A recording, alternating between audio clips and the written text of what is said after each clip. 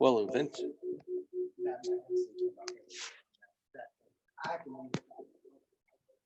Oh gosh.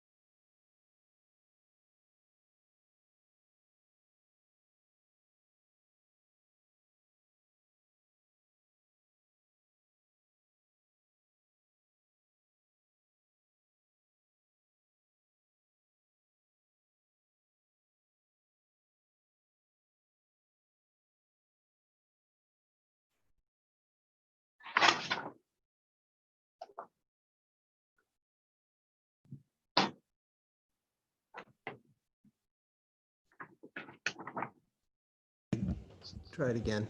Good morning, Ramona. Good morning, sir. How are you today? That's fine. Hi. Morning, Ken. How are you? I don't see anybody. Morning, Ramona. Okay, hold Well, I on. got a haircut the other day, so the back of my head would look better. I can tell. See that? Yep. You're seeing now, right, Ramona? Yes, sir, I am. All right, great.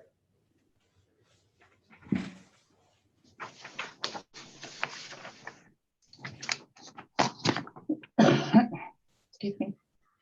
Is going to be case number 624, account number 1887.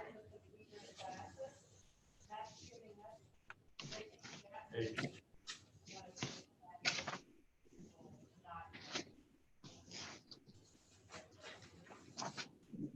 Excuse me.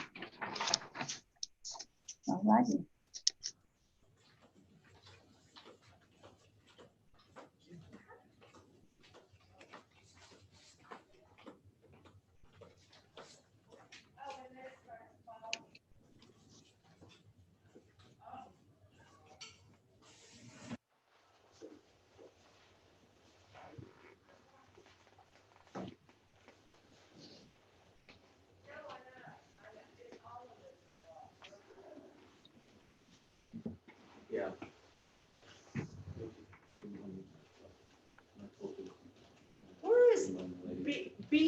CXAR County.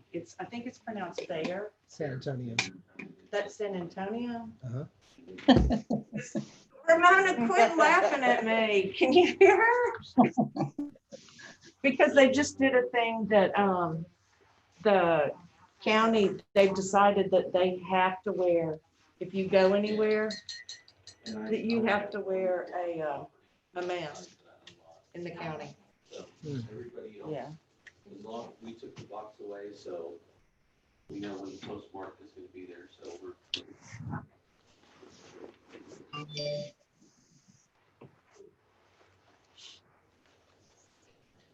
And here's just a general question. So if a district doesn't meet their 95%, is it just the school district or is it all taxing entities that have to write a check back to the state? Which 95% are you talking about? Okay, in that, like from 2003 or 7 or whatever. Oh, property value study.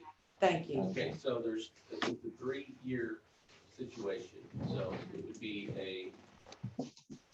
you didn't meet the competence interval, there's no penalty, but then we're gonna study you the following year. So like in this situation, you'd be 19, following year would be 20. If you fail in 21, then yeah, they would lose funding. But is it just the school district That's correct, who has to repay? that's correct. And why? I mean, I'm just curious why. I can, They just said that. well, it's the way it's written. It is. Yeah, Okay. I don't know, I didn't write it. I mean, they're one of the bigger ones, so I guess they're like, well, I don't know. I don't know. Yeah, Doesn't matter. yeah, I don't have any. Okay. I think it's tied to how the state reimburses the schools. You know, it's the Robin Hood or school funding, Right. so I think it's tied to that. Got it. What number are they gonna call? We're calling? No, we have the first case number. What's the case number Read it off. or the name? Which is it literally this first one? 624. Okay, Fleming or Sonia Right. Yes. Warren. 624?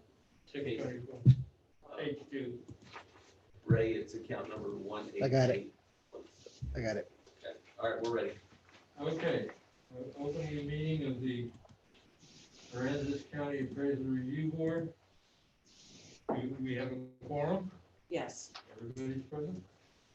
Okay, we're opening this for the purpose of hearings, process hearings. First one, go ahead and make a call.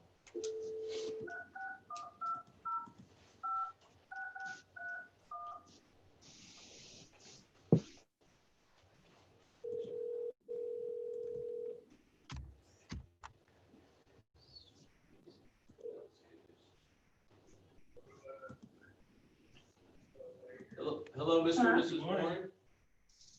Yes, sir. Yeah, this is Charlie Powers at the Appraisal Review Board. How are you this morning? sir. I'm okay. All right, we got a little administrative to take care of before we get to the meat of the matter, so just follow along with us. We're opening a hearing on protest case number 2020-624, account number 18887. This hearing is being recorded.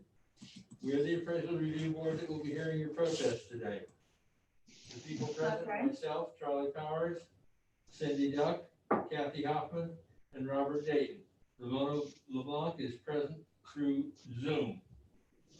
We do not work for the appraisal district. We are appointed to perform an independent review of your protest. Comptroller's office provides an electronic survey for you to offer feedback about your experience today that may be accessed at the appraisal district office or online at surveymonkey.com/r/survey-ARB. Survey is voluntary, but we do encourage you to take it. You also have the right to appeal our decision. Appeal information will be provided to you with our determination. In accordance with Tax Code Section 4145H, all written material that has not been provided must be provided at this time. I'm assuming that we have all of your evidence. Is that correct? Yes, sir. Okay, thank you. The ARB members who are considering your protest have not communicated with anyone about the protest and are signing the affidavits to that effect. I will begin. I, Charles Powers, do solemnly swear that I have not communicated with another person in violation of tax code section 4166F. I, Cindy Duck, do solemnly swear that I have not communicated with another person in violation of tax code section 41.66F, and I've signed to that effect. I, Captain Hoffman, do solemnly swear that I have not communicated with another person in violation of tax code section 41.66. I, Robert Dayton, do solemnly swear that I have not communicated with another person in violation of tax code section 41.66F. I, Ramona LeBlanc, do solemnly swear that I have not communicated with another person in violation of tax code section 41.66F and am signing to that effect. I am physically located in Texas. And I'm Valerie Smith. I am the notary public that is witnessing Ms. LeBlanc's signature via Zoom, and I am physically located in Texas. All testimony from all witnesses must be given under oath. Ma'am, I assume that you're under oath for the duration of this hearing as a result of you signing the affidavit. Do you understand? Yes, sir. Okay, thank you. My name is Michael Soto. I do solemnly swear from the testimony I shall present to the appraisal review board for the Aransas County Appraisal District is true and correct. Yes. Ma'am, do you have an appraiser's license? Sure. Do you have a license as an appraiser? No. I got it. Am I a licensed appraiser or do I have Now, are you a licensed appraiser? Are you a licensed appraiser? no? Okay, that's all. Yeah, thank you. On page 5 of the package that you received, there's a chart called hearing procedure times. Do you have that in front of you? No, sir.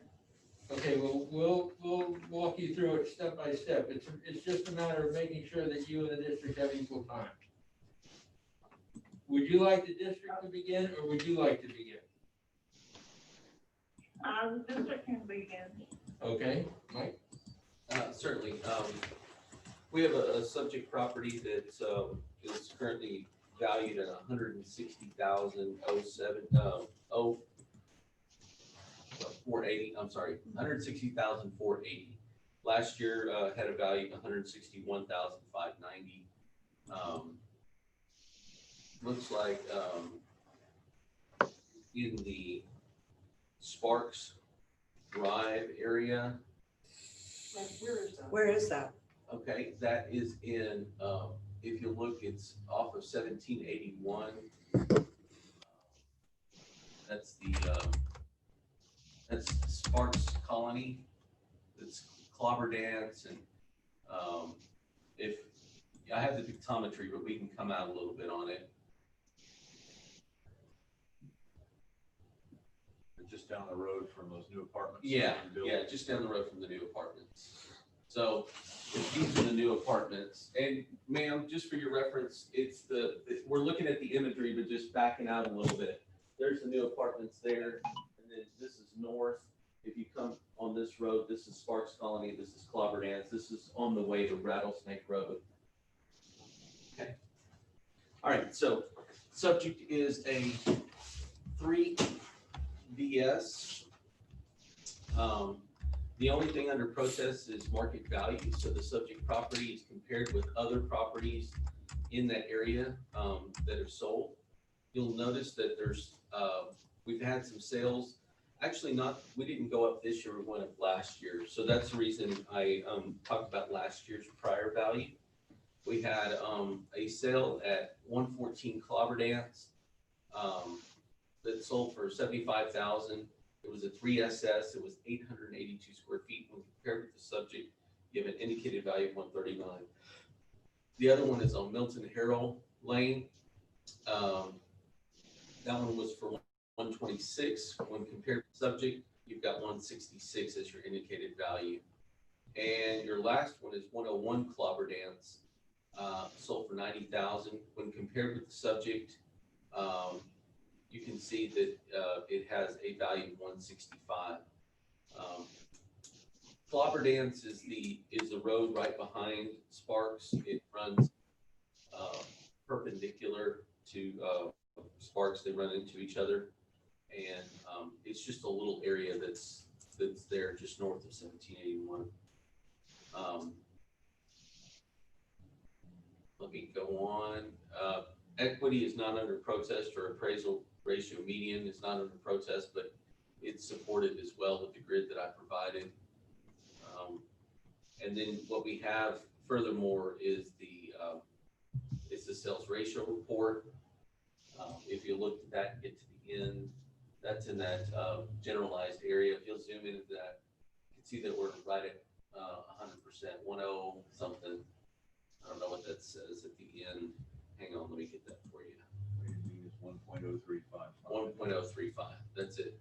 And that's for the areas that are Coleman, Fulton Pasture, Copano K, Copano Cove. So it's everything out in that direction. It's just a generalized what's selling for those areas. Specifically, the subject property was compared with properties that had just sold this last year. And those sales support the valuation that we have. You can see that the median value that's there is 165,959, and the subject is currently appraised at 160,480. And that's all I have. All right. Ma'am, Yes, ma'am. now you have 2 minutes to cross-examine. Okay, so when you're comparing my home value to others, is it fully constructed and ready to go after the hurricane? I lost 14 oak trees that were over 100 years old, and I think that appreciates my value as well. I still have a lot of work, holes in the ground where the trees came out. Is these houses already finished work compared to my home value? I'd have to look at each individual one, ma'am, but I believe when they sold, they were constructed complete. It has to do with the construction complete of the structure, not necessarily any deficiencies in the land element itself. Okay, because I'm not fully constructed on my home either. I still got a lot of work to do. Okay.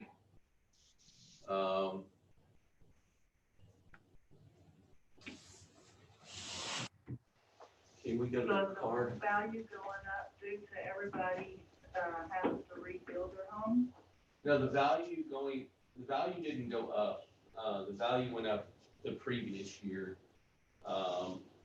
So the value actually went down from last year to this year. It was 161 last year. And we do have you as complete. Is there some deficiency in your home, ma'am? I still have, roof work to do, underpinning to do, leveling to do on the home. Okay. Are you living in the house, ma'am? Yes, sir. This is really her time. She gets to present. You get to present information. Ma'am? Yes, ma'am. Okay, so now you have 5 minutes in which you can, this is your opportunity to present any evidence or reasons why it shouldn't be at that value. Okay, I just mentioned it. I don't have any more, the home value, the land and everything, and the home is all I have. So maybe just go back through those so we're clear. Okay, I still have filling work to do, and our contractor didn't finish and left and didn't come back, so we still got to do that. And leveling of the house, we've got big mountains in our floor that needs to be redone, and the underpinning has to be redone. And then like our land, we got big holes where the trees uprooted, and we still got to fill that in and level our ground back out. That's all I got. Do you have estimates on any of the costs associated with repairing your house? I don't have money right now. I've been diagnosed with cancer and a brain tumor, and I had to quit working, and I don't have any income to get that done right now. Okay, and you said underpining or can you, and I'm so sorry, I don't know can you explain just a little bit so I understand what that is? Yeah, I'm on pier and beam, so you got to have like an underpinning running around to keep the animals and everything out from underneath your house. Got it.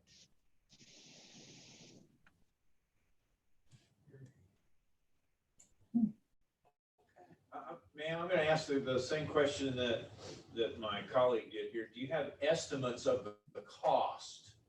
We understand you can't pay for it now, but do you have any estimates of the cost to complete the repairs? No, sir. Okay. I know the first time I got my house leveled, it cost $5,000, and they did it wrong, so I haven't been able to redo that or get an estimate on that.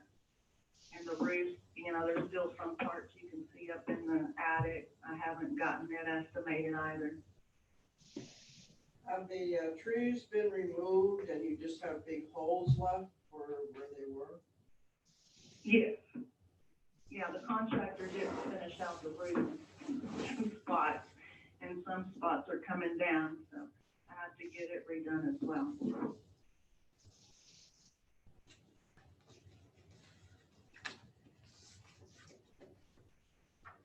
Okay, and is that basically all you have to present at this time?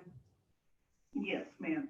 Okay, so now the district has 2 minutes to cross-examine. Yes, Ms. Warren. Okay. We obviously had the storm. Did you do any, was your house damaged in any way? I totally lost my house. I had to rebuild from the frame. Okay, so just to clarify, you've got a new roof, you've got new siding, you've got new windows, Uh-huh. and you had your interior redone, but what we're hearing is that it's not done completely? Correct. Yeah, he said he'd come back, but he never did. Okay. We have it as 100% complete. I'd like to go through the operations of the deficiencies, just for clarification. I know you said underpinning, so is that just the skirting, or is that actually underneath the house? And what do you think that would run as far as? Yeah, just the skirting. I'd say probably about $300. Okay, so there's $300. Okay. What are some things on the inside? You said the ceiling, you can actually see into the attic in some spots? Yeah, our insulation keeps falling through. There where our air conditioner is, he didn't redo that ceiling at all. He just skipped right over it. Okay, so We got a big hole there. okay, so there's Yep, in that. there's a portion of the ceiling that's exposed, or the whole ceiling's exposed?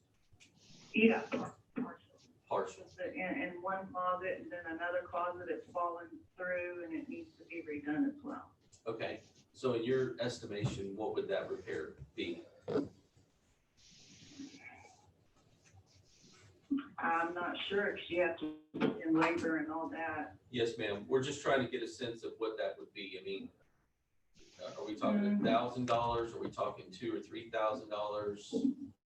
Yeah, I'd probably say between 1,000 and 2,000. So let's say 2,000.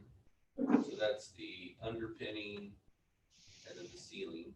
What are some other items? I'm using my 2 minutes of rebuttal just to follow this through. Okay. I have to get the house leveled, and I got pumps in the floor. I thought you They said, leveled it wrong. yeah, you said that was $5,000. Yeah, Okay, yeah, when I got it done, it's 5. okay. Now what's another item? That in the yard, I have to bring a lot of dirt in and get everything back to the way it was. All leveled out, the whole field. Okay.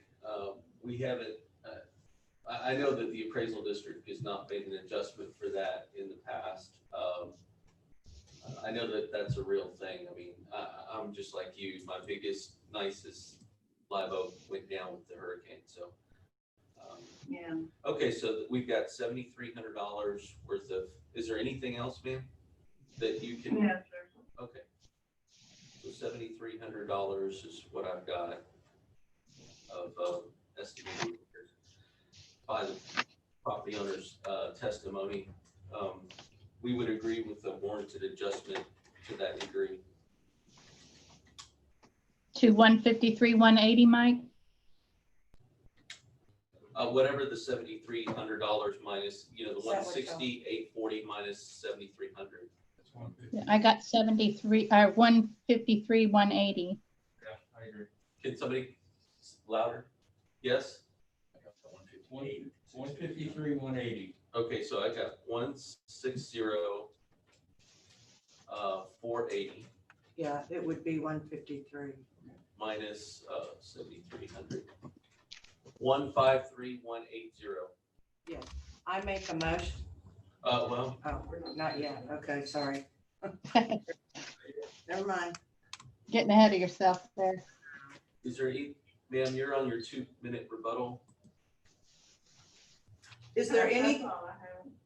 there isn't anything else that you can think of that you know needs to be repaired? No, ma'am, that's complete, everything, yard and home. Okay, and just one last, because you said something about your AC. Is it just that that's where he didn't complete the ceiling? Yes, he didn't do the ceiling at all in that little room, and then the other room in my bedroom, the ceiling's falling through. And for that, the numbers that you gave us, Ceiling number $300. that accounted in the $300 that you gave us? She said $2,000 for the ceiling. She said $300 for the underpinning, For the underpinning. and then $5,000 for the leveling. All right.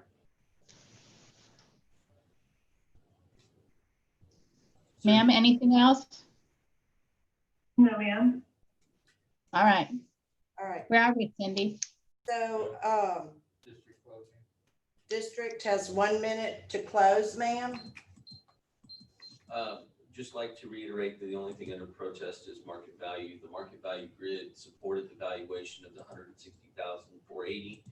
The subject property owners indicated some things that we went through diligently to try to ascertain what those deficiencies in the home are. I would warrant a change down to that 153,180. Accounting for the $7,300 the subject property owner accounted for. I'd like to entertain anything else that the board would like to ask me at this point. All right, that's it. 153, 180. Okay, and ma'am, you get 1 minute. You get 1 minute to close. And if there's anything else that you've thought of that needs to be done, this would be the time to present it. Okay, no, I just thank you for taking y'all's time and going over this with me.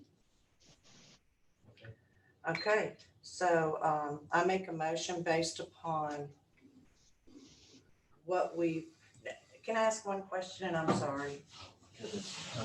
Yes, ma'am, go ahead. Go ahead. So you said something about I know that we don't ever, or I haven't seen where we include. We don't do for trees. Right, we don't do it for trees, but what about for the filling of the holes? And I don't know. Those big holes out in the yard. I mean, I just don't know. Is that, We haven't, You can do whatever. That's landscaping. I Sound like that's just, something that the appraisal district. I would just like to say procedurally, you don't? no, just No. procedurally. No, I'm talking about procedurally. When I had my closing and I said, I'd like to entertain any other questions that the ARB would have, that was the time that anybody from you could ask questions to me. I mean, I'd made my case. I'd even made the case about the landscaping. So the board can rule however it wants. Do anything.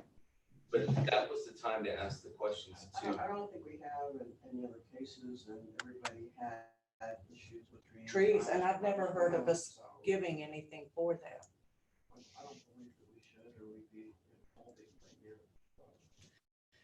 Can I have a motion? I make a motion based upon what we've heard from the appraisal district and from the property owner, that we adjust the value to, on account number 18887 to 153,180. Second, Second that.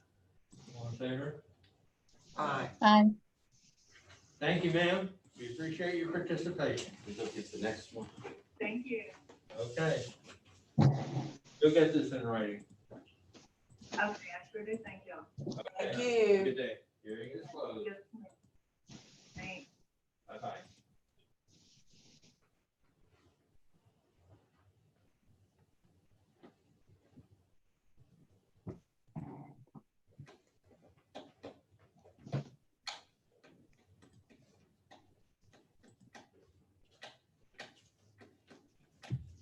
Will you grab me a- This one of those paper like this? Beverly Mack. This is gonna be case 614. Thank you.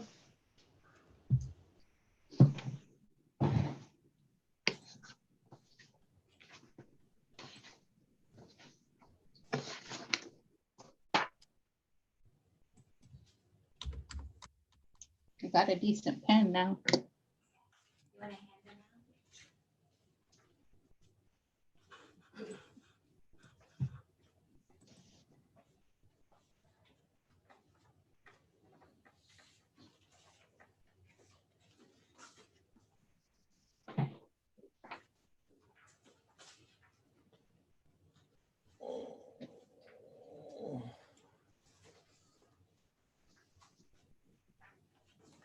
That's a roof, isn't it? Those are all roofs, right?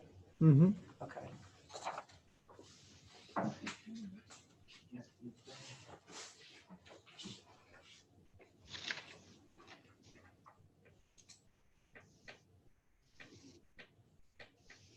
You can make the phone call.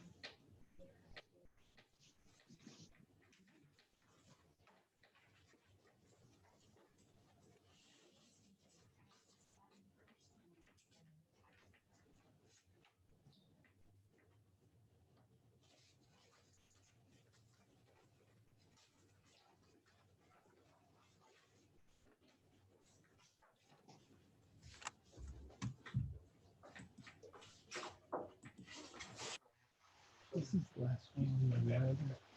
Last one on here. Is there another one after this?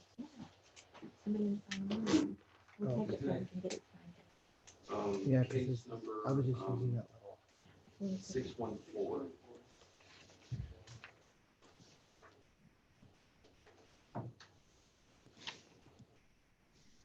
Beverly Mack? Beverly Mack. That's You want it? Okay, thank you.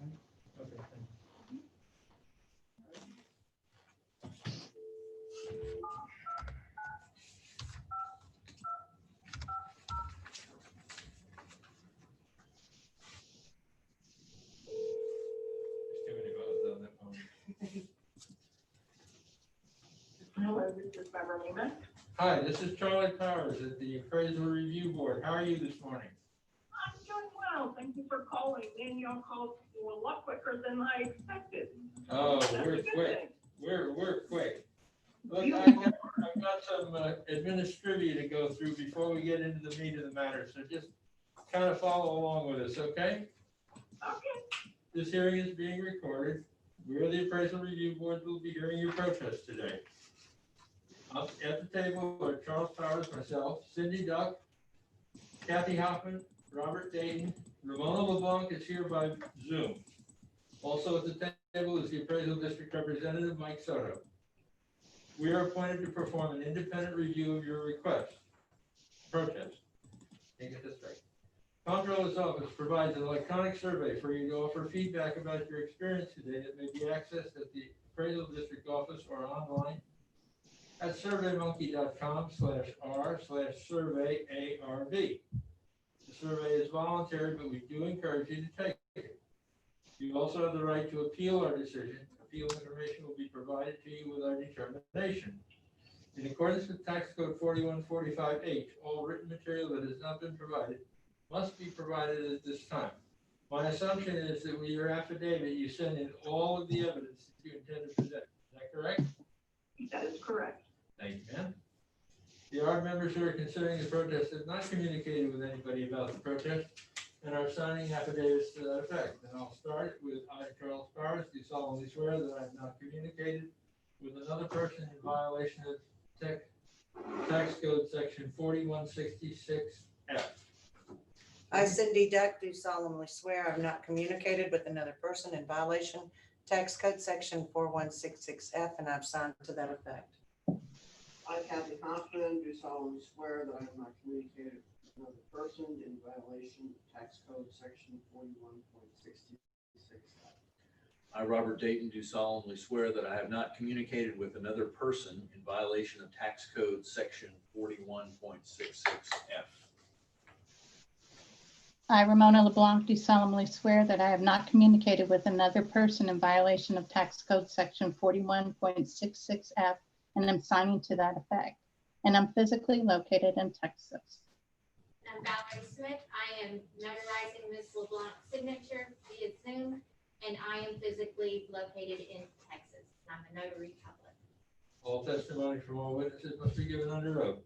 Ma'am, I assume that since you signed the affidavit, that you are under oath for the duration of this hearing. Do you understand? I do. Thank you. Mike? My name is Michael Sutter. I do solemnly swear affirm the testimony you shall present to the appraisal review board for the Aransas County Appraisal District is true, correct? Ma'am, are you a licensed appraiser? No, I'm not. Thank you. Do you have in front of you, or can you put your hands on the hearing procedure times? It's a chart that was page 5 in the package that was sent to you. Yes. Okay, if you look at the top, you'll see that there's 2 columns. One is started by the protester, the other is started with the district. Which would you like to do? Would you like to go first, or would you like Mike to go first? I'll go ahead and go first if that's okay with y'all. That's just fine. You have 5 minutes to state your case, ma'am. Okay, thank you. So good morning to each of you. My name is Beverly Mack. Thank you for allowing me to visit with you. Please forgive any mistakes that I make during this. This is my first time doing this, so of course I'm very nervous. I wanted to be respectful of your time. So in my evidence that I provided, I also provided you with a short letter summarizing my position. And as I indicated in my letter, I used the actual MLS sales data from comparable properties sold in my specific neighborhood during 2019 to try to determine the value of my property as of January 1st, 2020. Now, I did receive the packet of information from the appraisal district. Thank you for that. And I see in the documentation that they provided that they used data from other properties, not in my neighborhood, as comparable properties. Now, I limited my data to just my specific neighborhood because I think there were sufficient sales in my neighborhood, and I wanted to ensure the properties and the data that I was looking at were exact in comparison. So as I mentioned in my letter to y'all, I believe the market value of a product is not what I think it should be or what the appraisal district thinks it should be, but it's what a buyer is willing to pay for the product. With that being said, my research that I conducted shows that in my specific neighborhood, for comparable properties to mine, of a 2-bedroom, 2-bath, with a similar square footage of mine, of 1,008 square feet, a buyer is willing to pay around $161 to $162 per square foot, which is considerably less than the approximately $171 per square foot of the appraisal district that number is using. I don't really have any other information to provide, but I do have a question. The appraisal district paperwork contained a page titled Aransas CAD Evidence. And that paper says or reads that the 2019 market value for my property, I'm assuming that's what this number of $162,330 is. So my question is, if that number, 162,000 and some change, is the number that the appraisal district has determined the market value of my property to be, which actually supports and validates the data that I've provided to you, then why is the appraisal district valuing my property at $173,220? So that's my question. Again, that's all the information that I have to provide. I thank you for your time, and I guess we'll go to the next step. All right, so now the district has 2 minutes to cross-examine. Yes, ma'am. In answer to your question for the very first thing, you'll notice that it says a 2019 market value. We currently have a 2020 appraisal notice date.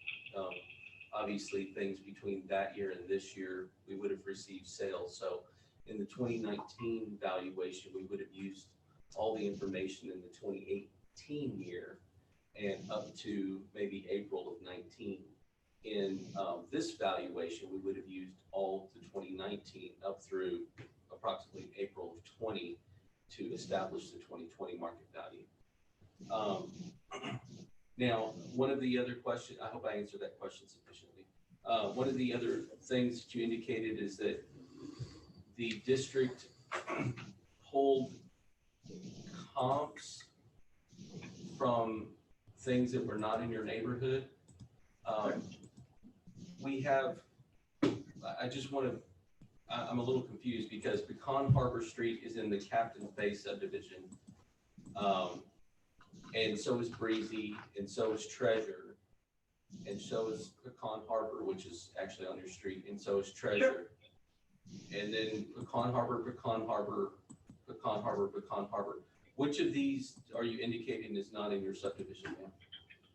No, not any of those. Those are all in my subdivision. Oh, okay. I'm talking about all the sales data reports, which is like 9 pages. Oh, the sales ratio report? Yeah. Sales ratio report, yes, sir. They're showing stuff on Mesquite and $10, which is a couple of miles away up the street, and other properties not in my specific neighborhood. Yeah, I think it's a more inclusive thing, but yes, the data that we actually use to evaluate your property is specifically associated with things in Captain's Bay. Okay. All right, so now the district has 5 minutes to present. So in our information, and I thank you for the information that you provided. In our information, I really like the statement that what the market value is what a buyer is willing to pay. I guess I want to just confirm that you paid, this is back before the storm, that you paid $175,000 for that property in 2016.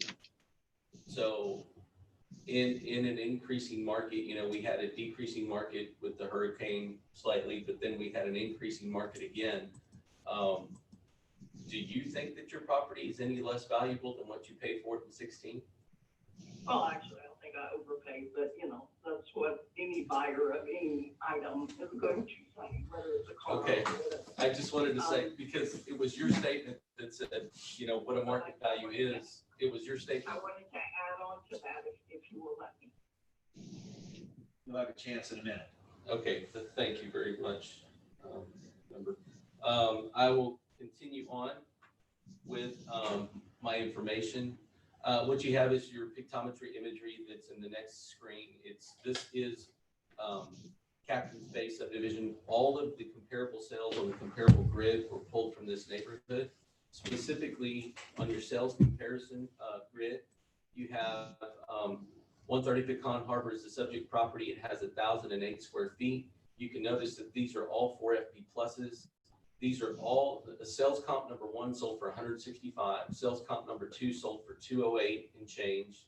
Sales number 3 sold for 202. Comp number 4 on Treasure sold for 162. They're all 4FBs. They're all surrounding the subject properties square footage, meaning that they bounded on both sides. We have a range of 929 all the way up to, I guess, comp number 3 would be the highest at 1,270. And you can see that the prices fluctuate there. The effective years that are used are very similar to the subject property. The actual year builds and the effective year builds are generally the same in this neighborhood. There's not any really like remodels or anything that have come into play because it's a fairly new subdivision. So you can see that the subject is 2011. Comp number 1 and 2 are 2011. Comp number 3 and 4 are 2012 and 2012. So very similar, very congruent. They're all in the same neighborhood. And the indicated values produced by this median actually shows 178,872. Again, supporting the valuation of 173,220.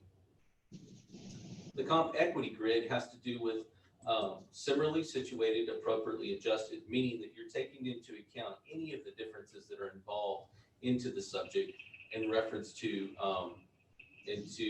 any of the comparable, not necessarily sales, but just comparable properties in that neighborhood and how they are appraised. So I'd like to point out that these are all on Pecan Harbor, the same street that the subject is. They're all the same class. In fact, you can see that the first 2 comps are the exact same square footage, producing valuations of only little minor changes, whether it's storages or porches or garage sizes. And those produce valuations of 173,770 and 173,011. Again, on Pecan Harbor, 4FB. These are, one is smaller and one is slightly larger. And what you can see there on that equity grid is those are producing valuations, indicated values of 168,418 and 174,807. Again, the median equity value that's produced is 173,390. The subject property is currently appraised at 173,220. The thing that I'd like to point out for both of those grids is there's very high congruency here, meaning that when you're looking at it from a market value standpoint, it's well supported from the recent sales that have occurred. The value that's indicated is 178,872. The subject is still at 173. When you move over to the equity, it's even more congruent. You're using things with the exact same square footage or bounded very closely, all on the same street. That one shows that it's 173,390. I mean, the congruency is really good in this neighborhood. And so to say that it's not equally and uniform would just be incorrect in my opinion. Okay, so ma'am, now you have 2 minutes to cross-examine. Okay, thank you. I don't really want to cross-examine. I just wanted to clarify my statement about what I said about what a buyer is willing to pay and then the appraisal district's response to that. Yes, that is the price that I paid in 2016, and the market, I believe, has changed drastically since that time with harvest. And of course now with COVID-19.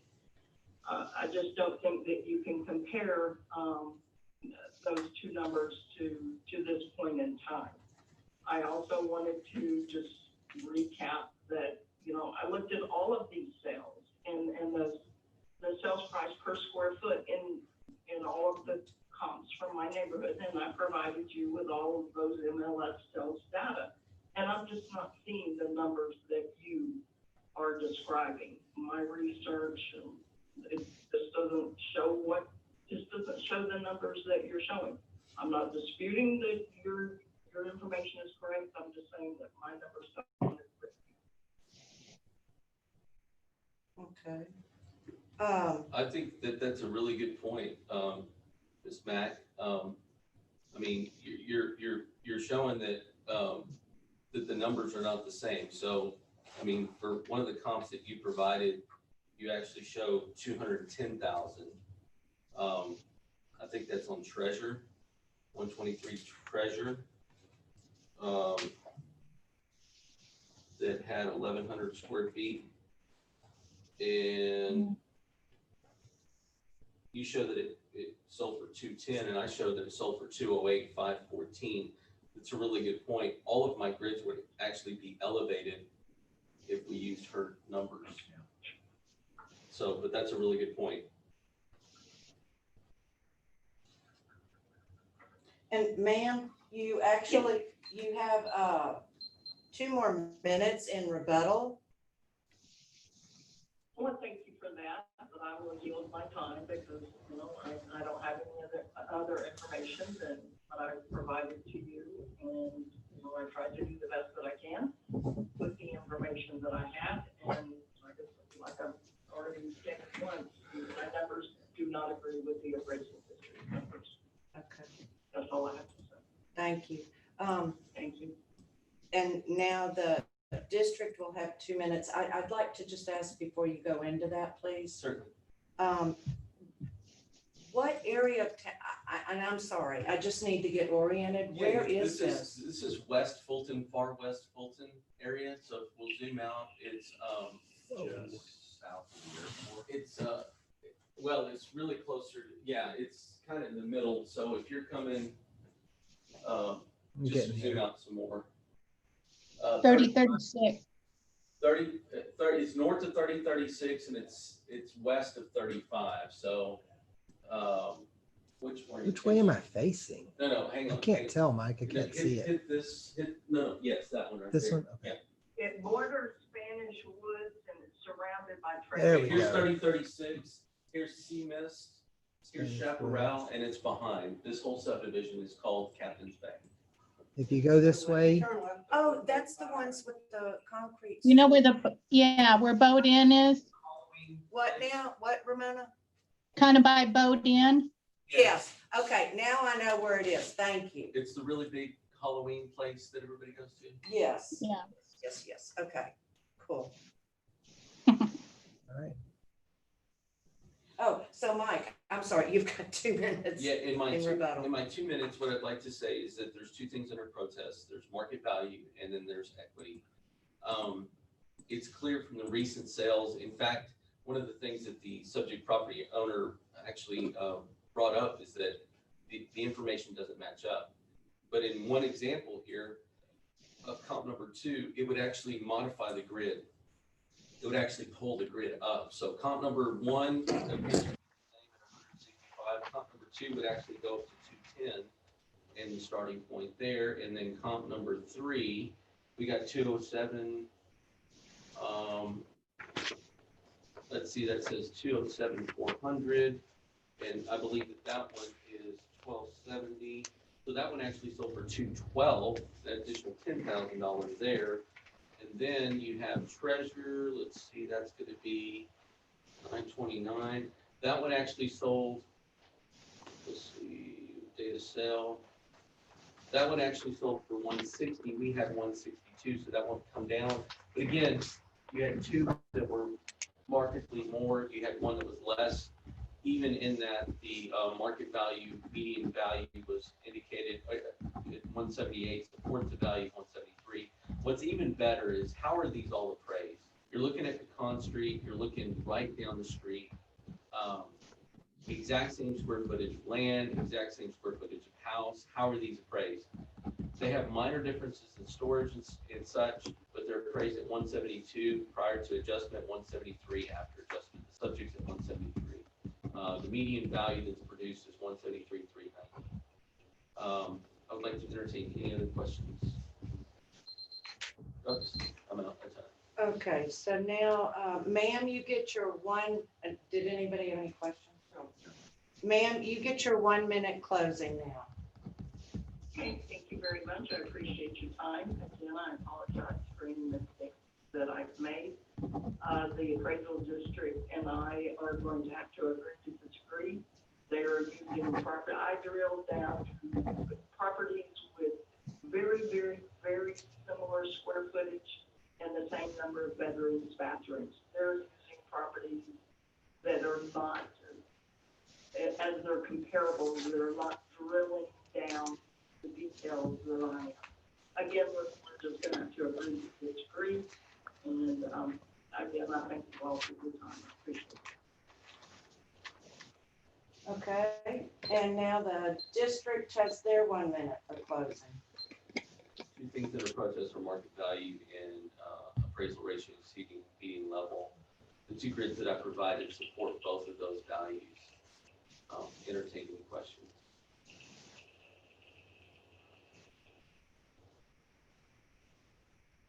Are we good? That's it. Okay, so now the appraisal review board has 5 minutes for us to deliberate and come up with our decision on the value of the property. I don't think there's anything to discuss. I think the district's made its point in terms of the property not exceeding market value and median value, and keep the assessed value at 173. 220. Yeah. I second it. All in favor? Aye. Did you understand that, Miss? We were leaving the value as is at 173, 220. I did not hear you, when you were making your comments, but I heard you now and I understand. Thank you very much. Thank you for- participating. Thank you. Hearing is closed. Thank you. You already hung up. I'm gonna see if there's any more.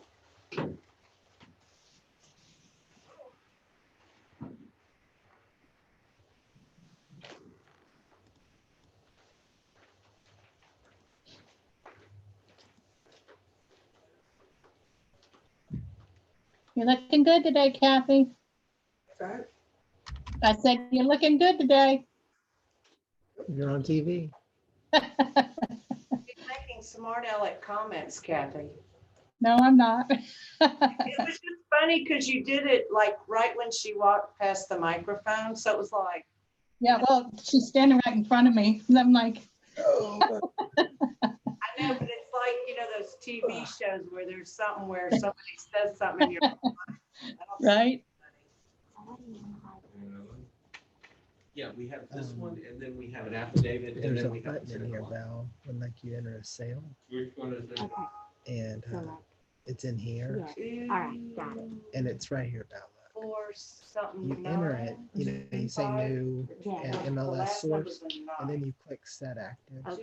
Because those, we Yeah, would be I better saw. off if those were, Oh, it may she be. just gave us two- like, Good. Oh, yeah, I 10 bet it is. It's two, MLS I or bet it's something the like very that. She had first a whole one. bunch of Yeah, Two, I'll probably five, give it to them. 3, 8, 9. them. Yeah, that would be great. Yeah. Good. That would be great. I mean, don't, it doesn't have to be priority. though. No. Yeah, I okay, mean, you know, everybody's, we'll get it done. yeah, I got you. Yeah, that would be the very first Which one one. is it? 2, 5, 3, It's 8, number 9. 590. Catherine Ray, Yes, that's what I Oh. was hearing. This is? What? That's on here, right? Catherine Ray. Okay, that's a different one. Oh, I thought we were doing Catherine Ray. That's what was on my little, Oh, well, I clicked Matthew Johnson. I have Catherine Ray. But just tell me the account number. Okay, it is 49576. Okay. Matthew Jones. Got it.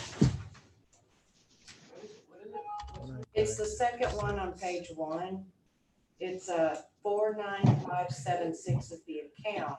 594. Yes, There's that. thank you.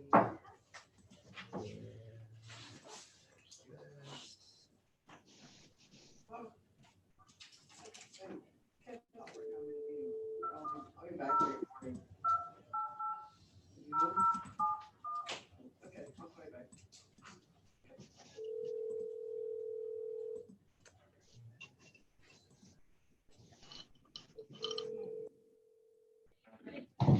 Matthew Johnson? Is this Matthew? Yes, it is. This is Charlie Powers at the Appraisal Review Board. Good morning. Morning, sir. We have some administration to take care of before we get into the meat of the matter, so if you just follow along with us, I'd appreciate it. Okay. This hearing is being recorded.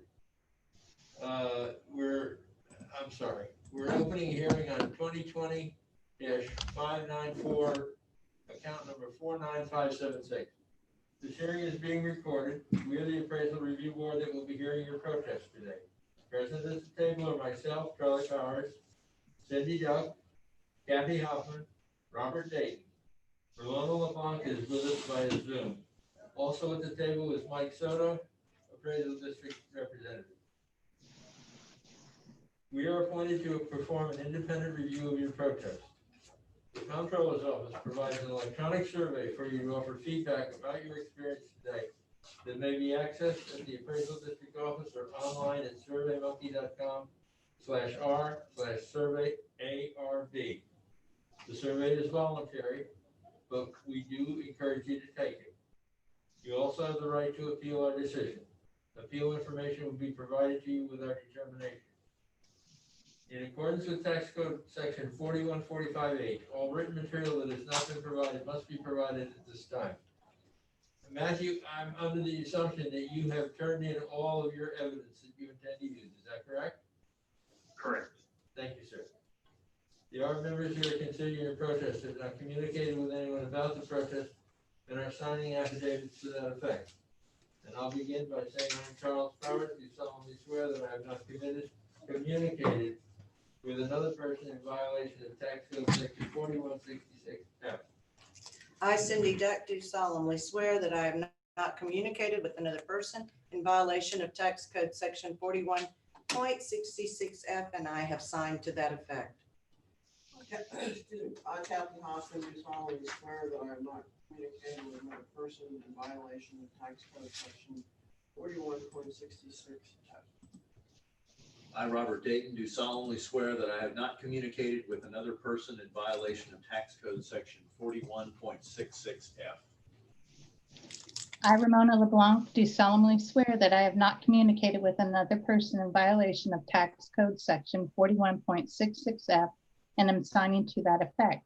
And I'm physically located in Texas. My name is Valerie Smith. I am a notary public and I'm witnessing Ms. LeBlanc's signature and via Zoom, and I am physically located in Texas. All testimony from all witnesses must be given under oath. Matthew, did you sign the affidavit? I'm assuming that you are under oath for this procedure. Yes, I signed it. And you understand that you're under oath for the duration of this procedure? Thank you. Yes, I do. Okay, thank you. Mike? My name is Michael Sutter. Do solemnly swear or affirm the testimony shall present to the Appraisal Review Board that the events and Appraisal District is true and correct. Mike, Matthew, are you an appraiser? Are you a licensed? I am not. Yeah, very good. Do you have access to or can put in front of you the hearing procedure times? It's a chart that was page 5 in your package that was sent to you by the district. Going to that now. Page 5. Should be hearing procedure times.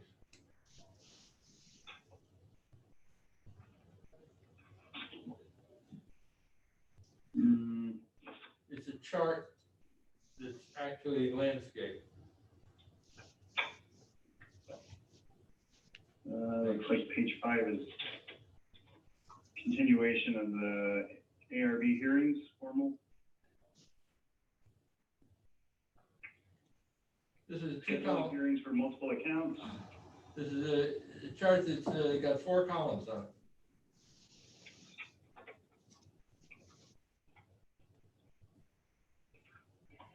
All right, give me a second.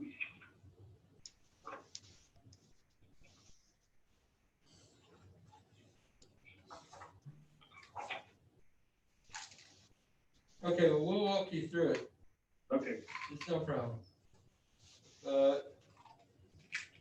Part of the chart indicates that you can go first or the district can present first. Which would you prefer?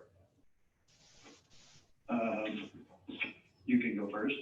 Okay, in that case, Michael? Subject property is 49,576. It's on Blue Heron. It's a very large property in reference to a normal property in Key Allegro. I believe it has over 6,000 square feet total. Yeah, over 6,059 square feet of living or air conditioned space.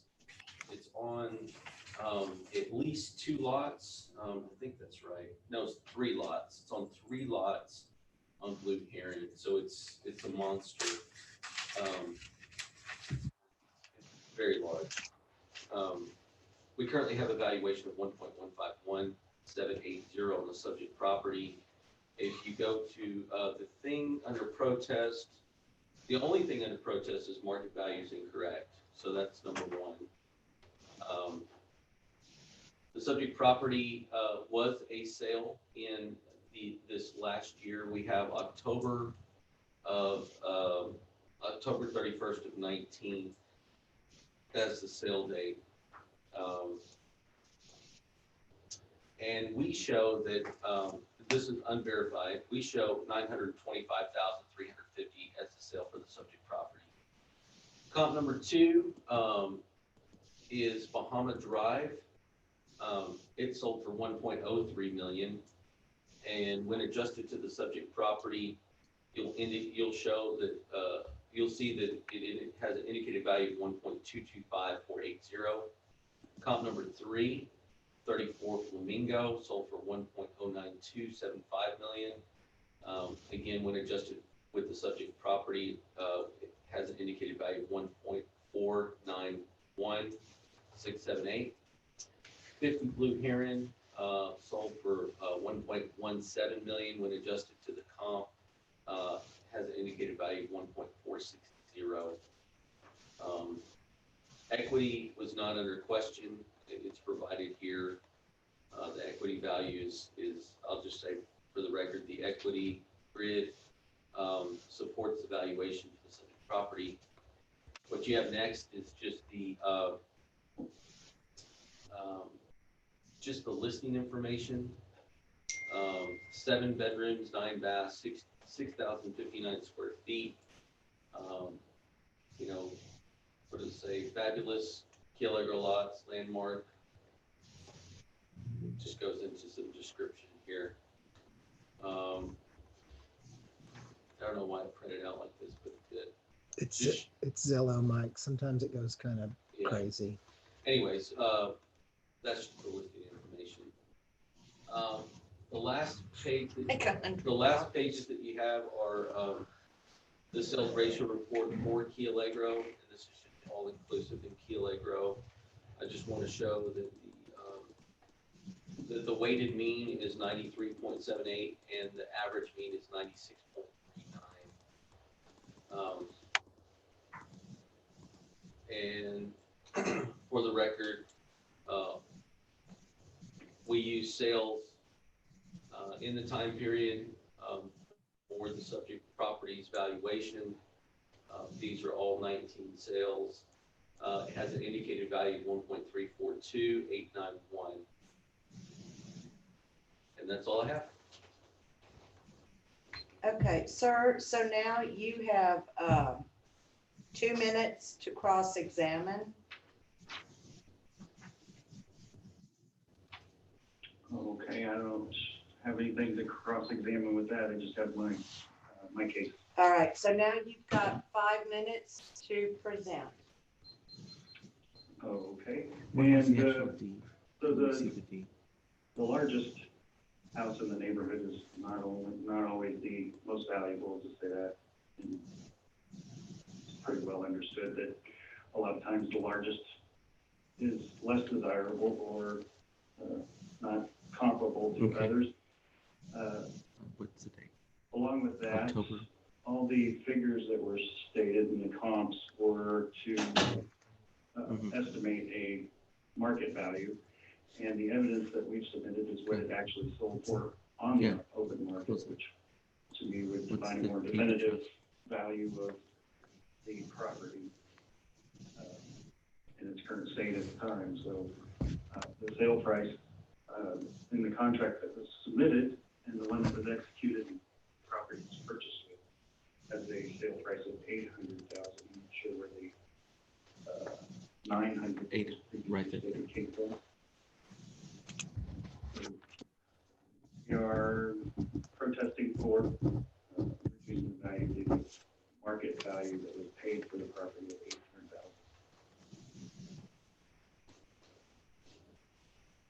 $800,000. Okay, did you have anything else? Yes. Okay, so now the district has 2 minutes to cross-examine. I have a question. Oh, wait, hold on. I'd like to ask my question first, please. Thank you so much. Sir, so you indicated that your final sales price was 800,000, is that correct? Correct. Okay. This is not evidence that's presented, but definitely an information point that I know that you borrowed 885,106. How do you reconcile those two numbers? 885. Deed of trust information that's congruent with the deed that was transferred on your property? So you're asking about 85,000? I don't know, maybe that was closing cost or something. I can't answer that. Typically, let me go on further. So typically, Well, if the number is 880, if the number you have is 885, then where's the 900,000 come from? that's what I was going to say. Is typically you have 80-20 loan ratios with any lending institution, meaning that you have to put down 20% for a property that you're borrowing Right. against. And I We put believe, down almost 300,000. So okay, so 300,000 on top of the 800, or no, as part of the 8. as part of the 8? But you The borrowed. purchase price was 800, and we put down almost 300. It was just under.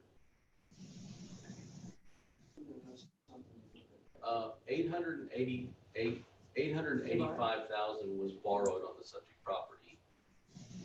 A lending institution is typically not going to lend you more than the sales price. There's a disconnect that's there. That's a good question. And like I said, that contract that I submitted was the one that we executed on. I have to look into why. So now we're in the district rebuttal. In the district rebuttal, do you have your settlement statement? That's really the end and all. I would have to find it. Okay, I'm gonna, I think an ARB member had a question. I'm just gonna, my rebuttal time I'll allow. Sure. Go ahead. I believe it was something you do in that. For the sake of expediting it, we could say, change our value to 8, whatever the number you said, 880, 85. Did you not have a big issue with your bulkhead when you purchased that house? Yes, the bulkhead and the interior. So possibly the money that was what I was talking about has to do with our concession bulkhead. You're saying the other 85,000 Right. that might have been for the bulkhead? Right. So 800 for the house, 85 for the. I don't know what was going on. I just know that there was an issue. Got it. Sir, do you know any, it's still good. We're still with them. If you look at the size of the house and the length of the bulkhead, and if you know, you've got the prices of bulkheads. I see what you're saying. That's a lot of bulkhead right there.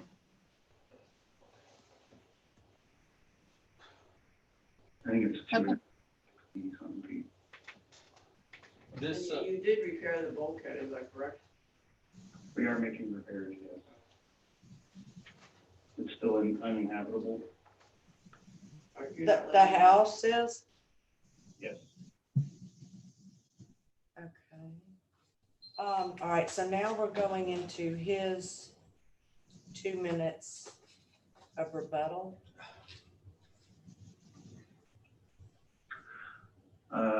My rebuttal, Yes, I would just add to what I said a minute ago, that we're okay with going to the 880 something thousand. I'd like to ask some questions. Sir? Hello? May we ask you, may we ask you some more questions during your time? Yeah. Okay, Yes, What is the condition of the interior of the house right now, today? right now, well, it's, we've done some work, but it's still uninhabitable. If there's no water or, there's exposed wiring, and so we're still working on it. So what are your estimated going into it after you paid 800 or 880, whatever it was? What were your estimated costs involved with the completion of the property to make it habitable? Probably between 100 and 180.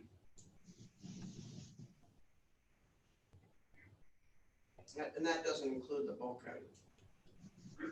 The bulkhead, probably another 100.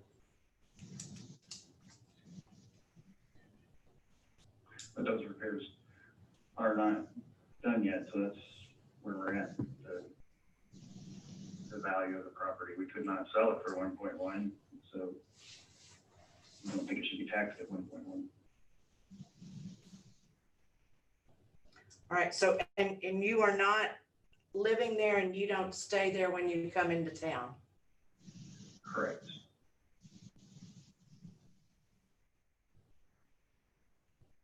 When is it estimated to be completed? That's a very good question.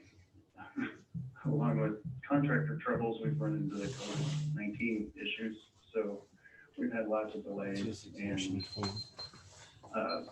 I'd like to say in the next few months, but I have no idea. We thought we'd be in there before Just Christmas. property, Okay, images. all right, so now we're at the I'm getting that. district closing. They get 1 minute and then you'll get 1 minute, okay?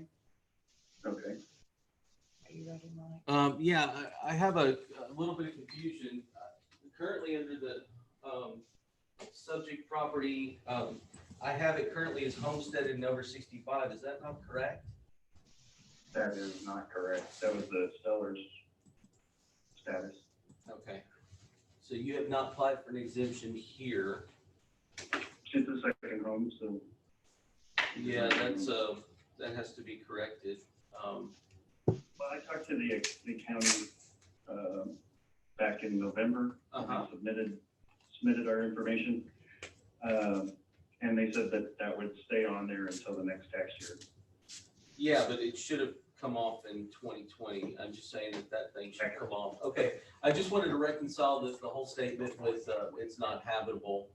We do have, for the record, we do have a 70% functional on the subject property. I want to point that out, but we've already taken off 30%, probably for some conditions that we got at some point. Okay. So that's already in consideration. It has been, yeah. In summary, what I'd like to say is we got 1.51. The subject property's owner says 8, but then he says 885. Say round 9 for round numbers. My estimation should be somewhere between those two numbers. So I don't know, Somewhere between what two numbers? 9 and 1.15. All right, sir, you've got 1 minute for closing. I think he summed it up there. We agreed to go to 885, and I'll even go up to the 100,000 for the value. As far as in between, again, the contract stated 800,000. That was what we offered, and that's what they accepted. I'm not sure why there's another number, so I'm pretty confident with pretty set on the 900,000, so the closer we get to that, the more likely we would be to accept. That's it. Okay. All right, so now the appraisal review board gets 5 minutes to deliberate and come up with our decision. Okay. I think the contract clearly shows you paid 800,000 for it at least. Right. However, having said that, I am familiar with that property and it does require Talk up. a lot of work to it, but I think that I would be comfortable with 900,000. With how much? 900. I'm good with 900. May I ask a question here, Mike? If the homestead exemption was removed, how much would that raise the value of the house? Whatever the value that the board came up with today would remain the same. It would just, it would take away the exemptions that were associated with it. So If we kept next 900, year, it would prevent it from, it could potentially prevent how much he would pay in tax. All I would say is there's an error, and I And brought it for the record. I've made everybody aware in the open meeting that homestead number 65 appears to be incorrect, and it's going to have to be remedied this year. But if we, Sure. 900,000. The value is Two different things. It's, yeah, exactly. The We value. still have to say that that needs to be removed. Is that what you're saying? No. Homestead's an exemption, it doesn't affect. the value, Exactly. so, okay, got it. Exactly. So we're looking at market value. That is Yes. correct. You got it. So I'm good with 900,000. Okay, is everybody good with that? Yes. I make a motion based upon what we've heard from the appraisal district and from the property owner that on account number 49576, we adjust the value on the 2020 value to 900,000. Second. That's second. All in favor? Aye. Aye. Okay, sir. Nancy, do you understand that? I did. Okay, all right, great. In that case, the hearing is closed. Have a nice day. All right. Thank you for your time. Thank you, sir. Sir. Thank you. Bye-bye.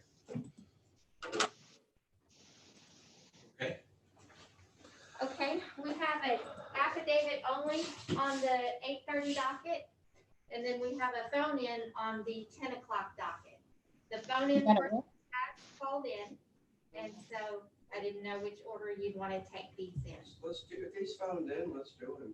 Yeah, let's do it. Did you have a question, Ramona? I was just like, what? Oh, okay.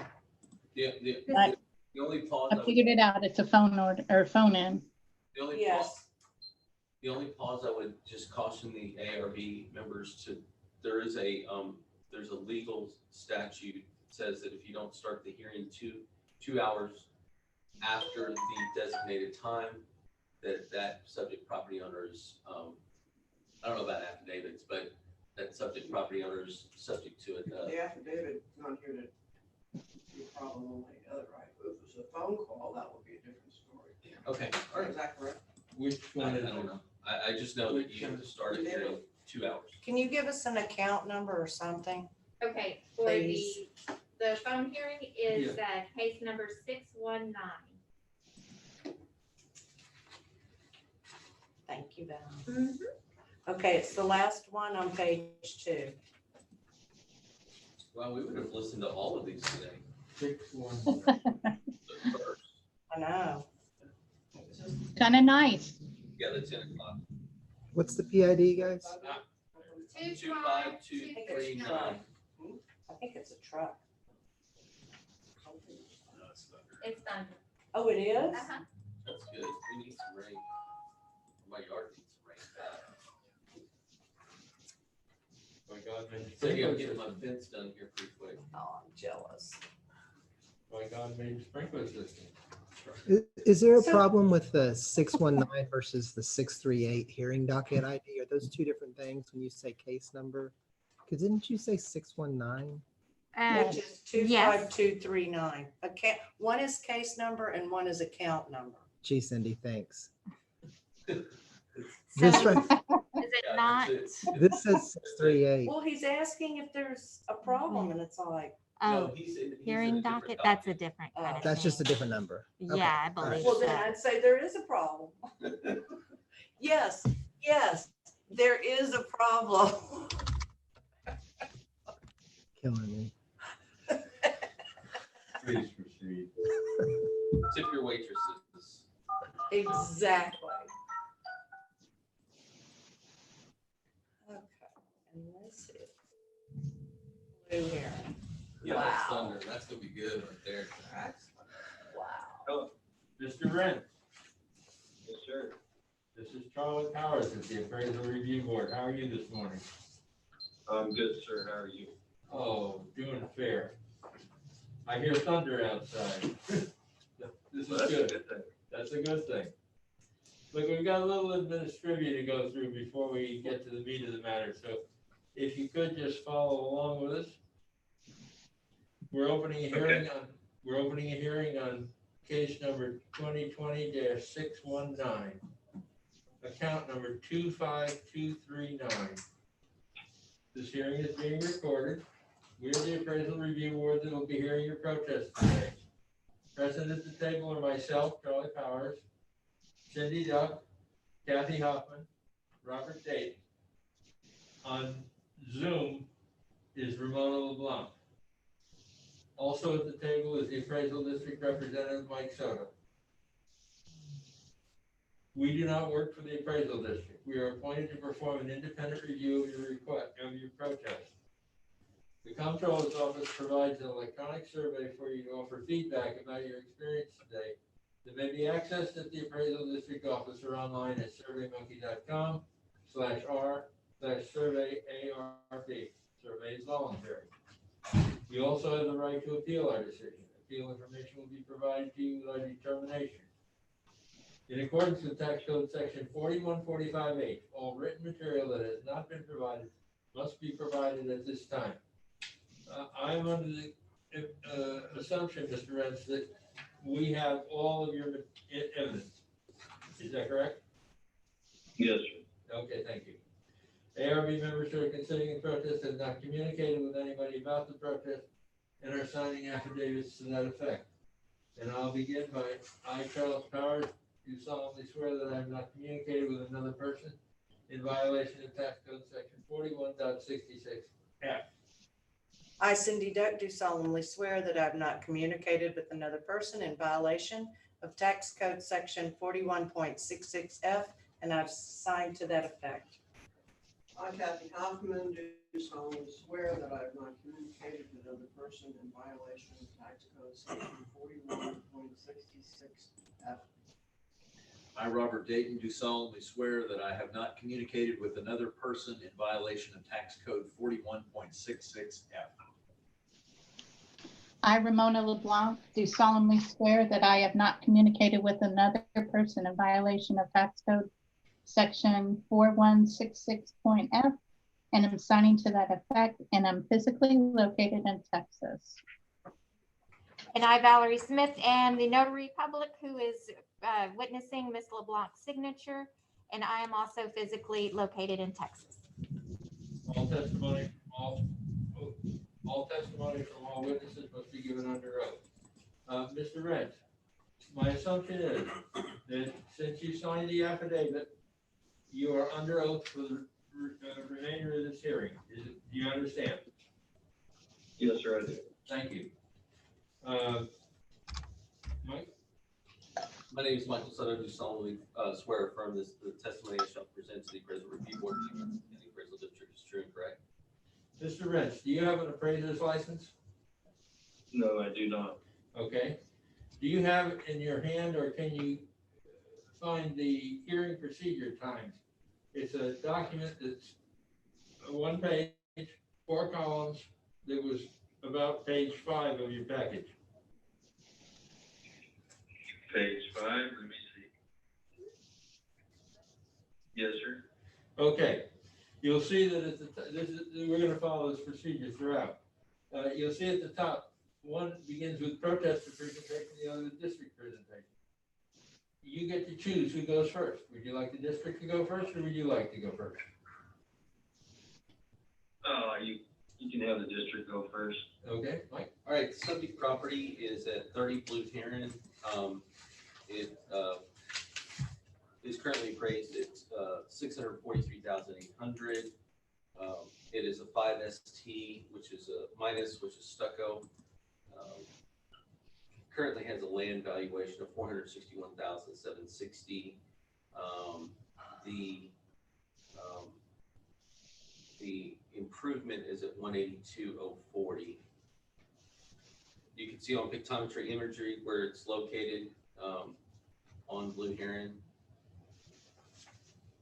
The comp sales that are indicated, the only thing under protest is market value.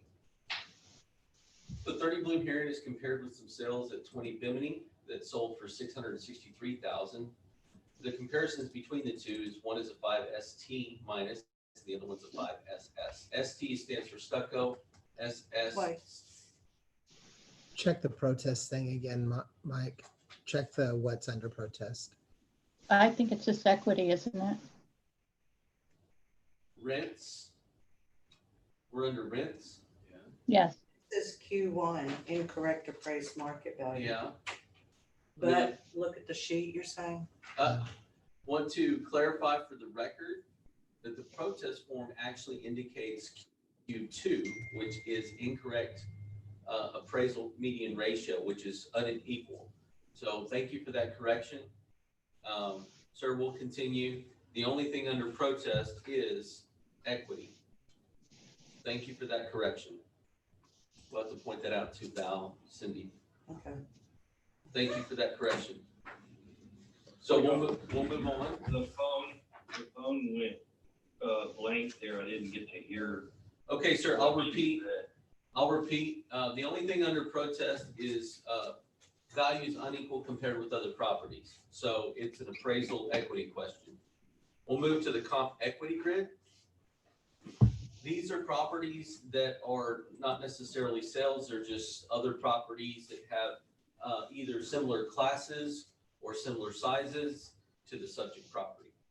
You can see the subject is again a 5 ST minus. The very first comp is a 5 SS plus. The difference between those two is a stucco for the subject and a frame house for the comp number 1. You can see that they have very similar effective years, ages, and overall they have very similar sizes. The subject is at 2012 and the comp is at 1952 square feet. When it appropriately adjusted, that indicates a value of $637,000. Comp number 2 is a 5 SS. Indicated value when adjusted to the subject is $645. Comp number 3 is 55 Curlew. It's also a 5 ST. It also is the exact same effective year built. And when adjusted to the subject, it has a valuation of $650,331. The difference in that particular, the biggest difference in that particular comp is a land valuation. Comp number 4 is a 5 SS plus. It's newer than the subject. It's slightly bigger than the subject. So was comp number 3 for that matter. When adjusted to the subject, it has an indicated value 642,143. How much time do I have, Cindy? You've still got a minute and 13 seconds. Okay. Again, looking at this, the only thing under protest is unequal appraisal with other properties. I'd like to point out that the subject is a 5 ST. All the other comps were 5s that we pulled from. They were either 5 SSs or 5 STs. Again, the difference in ST is a stucco and SS is a frame house. The effective years are all, for the first 3 comps, are exactly the same. Or let's see, one was 92 and the others are 1994. The size differences in the living spaces are accounted for and all the differences in either the docks, decks, boat lifts, or porches are accounted for in the grid. The median equity value indicates a value of $643,671. The subject property is currently appraised at $643,800. You can see that there's just an ever so slight warranted change of like $130. All right, sir, now you get 2 minutes to cross-examine. Okay, I don't know if I need to cross-examine, I'm just gonna give you my evidence. Okay, so now you get 5 minutes to present. Okay, because maybe I think the point is on, he's saying mine's a 5S stucco and comparing it to others, I don't think, all I have is styrofoam with thorough elastic paint on my house. I don't have concrete, it's not stucco. So that being said, I'm gonna keep going. So it's like an ICF home? It has styrofoam on it with thorough elastic paint. Yeah, There's it's no concrete. right. For both of those, just for clarification, for both of those situations, we use a stucco glass. Okay, Okay. that being said, I'm sticking to the same road that I live on. So all my houses are on my same street. So my neighbor before my house is 28 Blue Heron. And 28 Blue Heron property ID is 25240. The square foot of that house is 2552. The appraised value is 157,380. It is at $55.18 a square foot. My house is at $90.48 a square foot. Mine is the same type of house as that. Styrofoam, but they have siding on it and everything's been done. I'm gonna go to my next one. 3032 Blue Heron is my neighbor on my right side. Is evidence. That private property ID number is 25238. Their house is 2,217 square feet at 172,730 at $77 a square foot. Mine is at $90.48 a square foot. I'm gonna go to my same street. 22 Blue Heron. Property ID 25243. 2,690 square feet, 164,750, $61.25 a square foot. Mine's at $90.48 a square foot. I got another one if I want on the same street, but 3 I think is sufficient. My time's up on that, I guess. No, No, you've got another two minutes. You got plenty of time. Go ahead. I have everything down right there, so that's what I'm protesting. I got $55 to $61 and mine's at $90. Almost double. And if you're saying that stucco concrete is the same as styrofoam with thorough elastic paint, that is incorrect.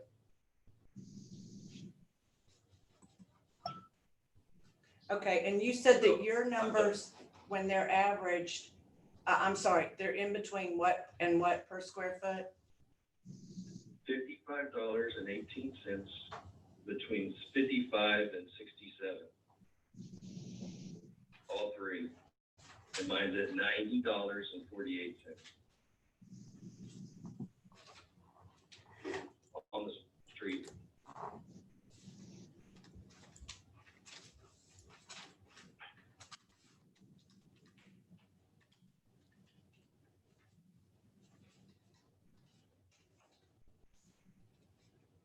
Do you have anything else, sir?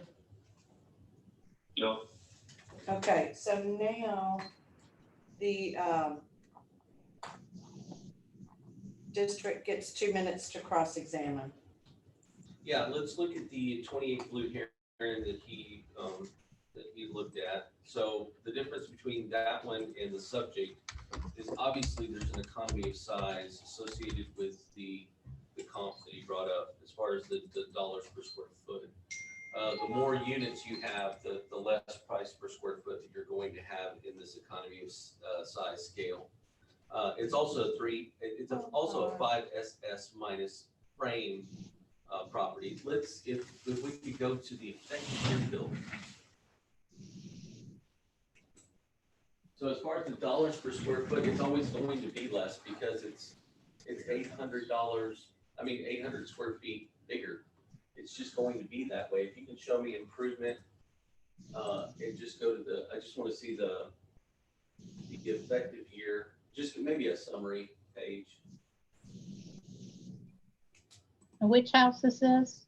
This is the first one you brought up, 28 Blue Heron? Oh, the 25240? Yes.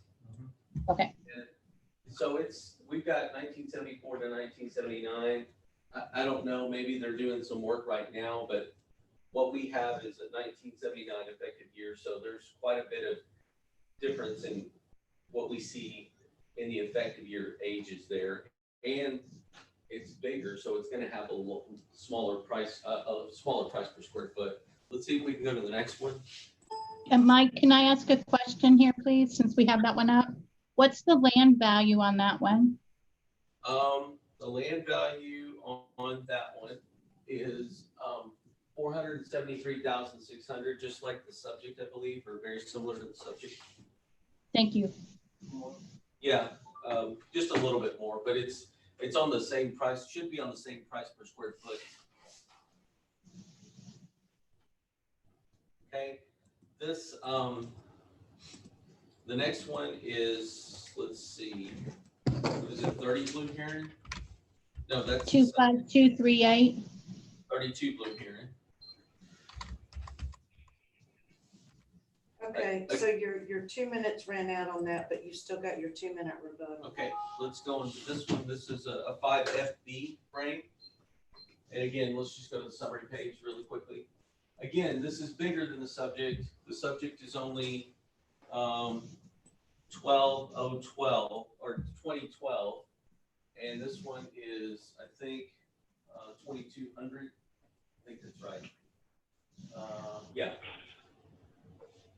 Again, it's older effective years, so it's going to be a little bit newer. I mean, the subject is a little bit newer.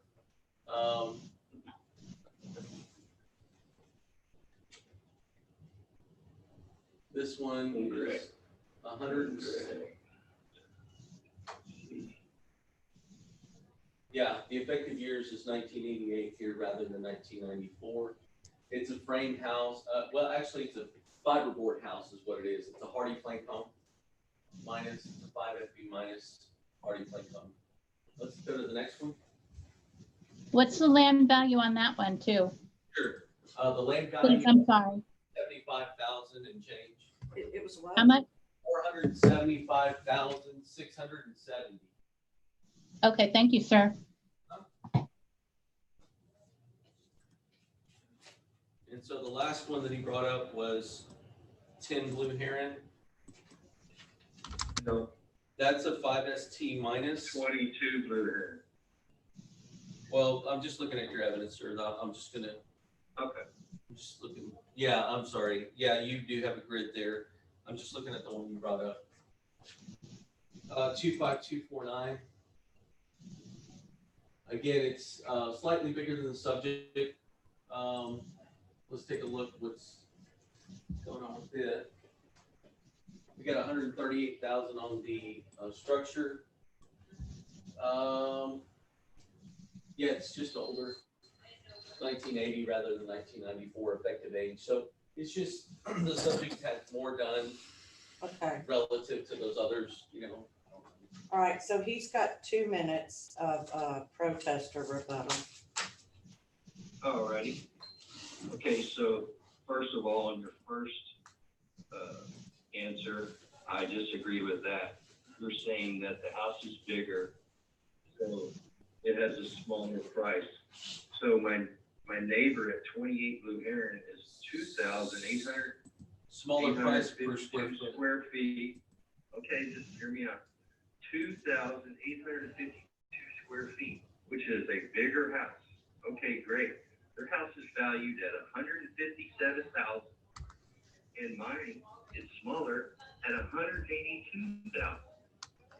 right there, I beg to differ, there's a problem there because you said that the bigger the price, the less it is a square feet. So you're saying that my house is worth more money than the bigger house, which is totally incorrect. And that said on the other one. So I go to my other neighbor. He has a 2,200 square foot house. He's at 172,000, and you have mine, a smaller house, at 182,000. Then I jump over to the other one, and he has a 2,600 square foot house, and he's at 164,000, and I'm at 182,000. So you're totally incorrect on that portion. The next one is stucco. I just explained myself to you. It is not a concrete house.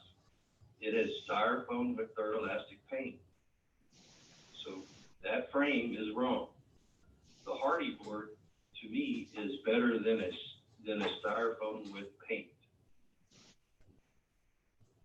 Okay, so all the ones that you just answered and said that they were bigger and it should have a square foot price lower, my house is way over there.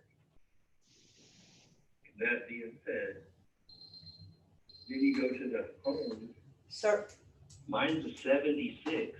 You said they were all older than mine. The other one is a 78. okay, And sir, the other one's a 76. You're out of time. Sir. You're out of time. You're sir, out of time.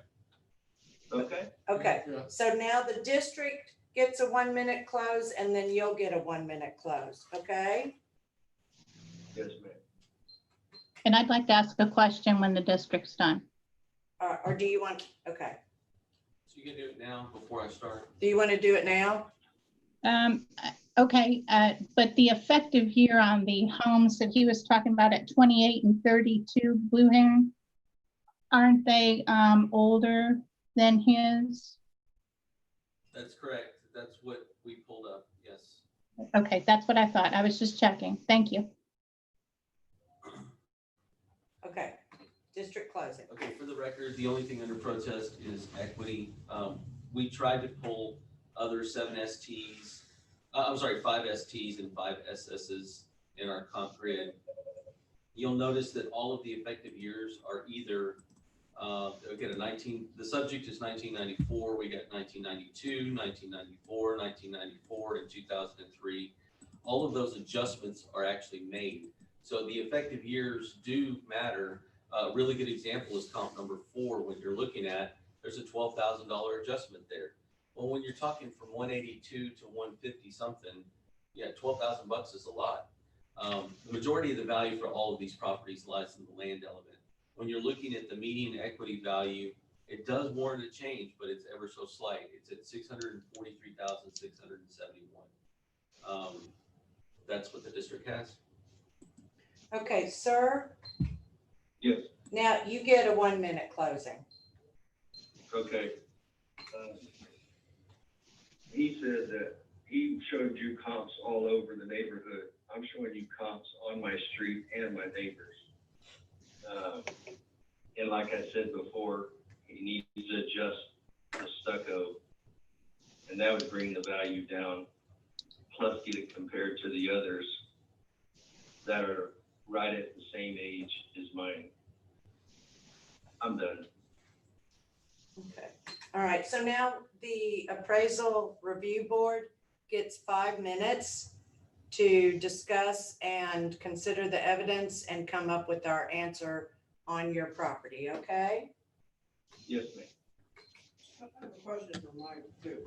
The issue that you brought up with the stucco, has that been taken into consideration in your evaluation? We have not seen a market reaction difference between a stucco house and an ICF house. We have not been able to determine any So you difference don't take any kind of deduction? because there's no market difference. Meaning that when we see an ICF house and a stucco house sell within the same class, the market reaction to them are very similar.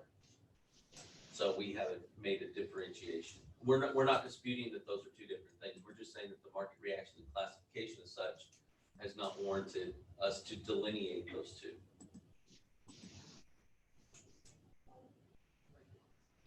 There is a small difference in the equity value. It's $130. right? certainly be willing to reduce it a couple $100. Other than that, I don't see much reason for any changes. No, I see his lands being treated the same as both of his neighbors. It's mainly in the effective age of the homes, which if his neighbors' homes are older and they've done no, remodel, then, what do you, I mean, his effective age is way newer than theirs. Can I add, and just to verify, so can we pull up 28? Blue The- here- blue here. Yes, the property card on 28, please. 25240 is the account number.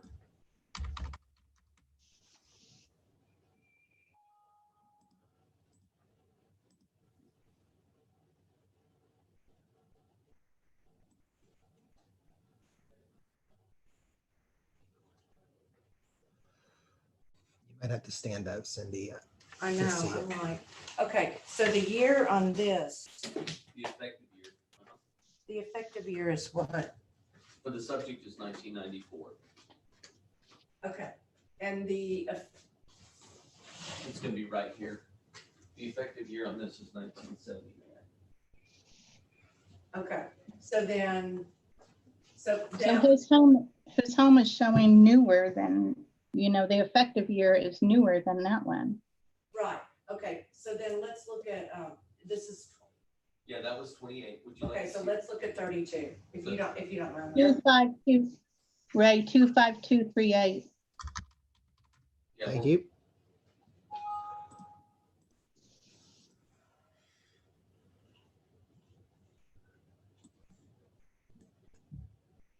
Okay, and the effective year there is 1988, right? Uh-huh. Okay, and his is 1994? That's correct. Okay. Yes. I mean, he looked at the Yeah, I right don't have things, none of but that the on my effective paperwork. year definitely affects that's what the big difference is. I mean, he was looking at the right things, except he needed to include the effective year also, in my mind. Is that what everybody's Yeah. kind of, Yes. okay, I don't see that anywhere on any site. I have no recollection of where I can find that. All I see is a year built in 74 and mine's 76 and the other house is 78. And everybody's been remodeled. Except for me. What do you think? What do you think, Kathy? I agree with the statement that where he pulled that information, the effective year that he printed off doesn't show it. But they've all been remodeled, in our opinion, to different degrees that produce different effective ages. well, and also, Mr. Prince, Right. okay, you're right, and the district didn't give you, I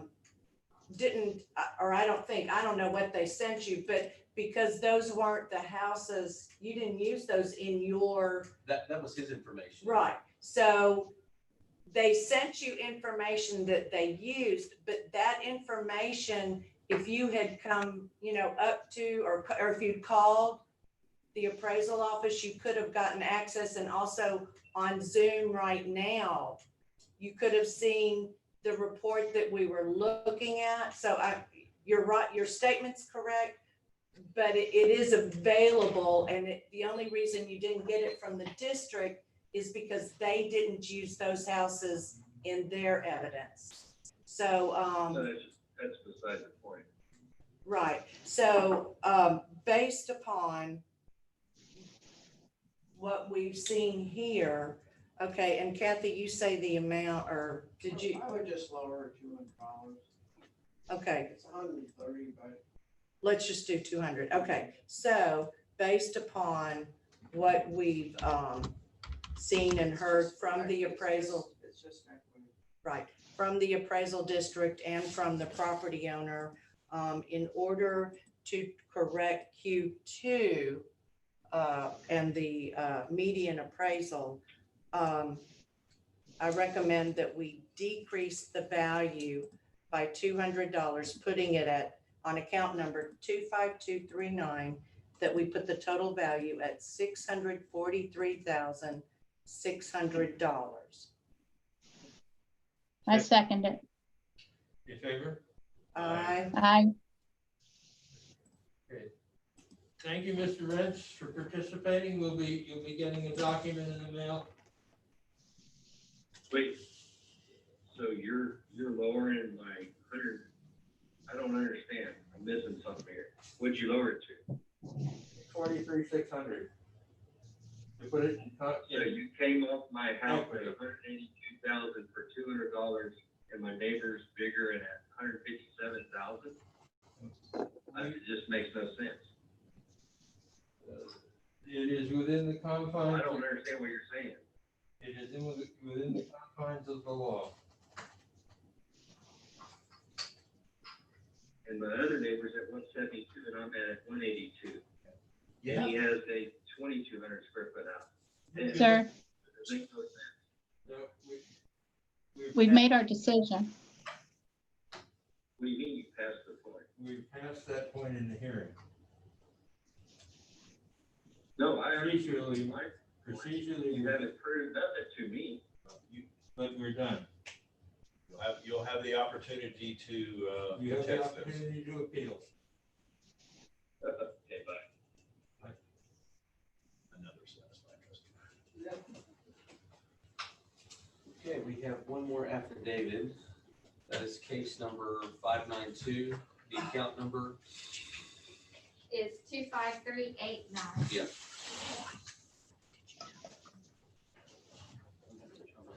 Oh, I can fix it. These.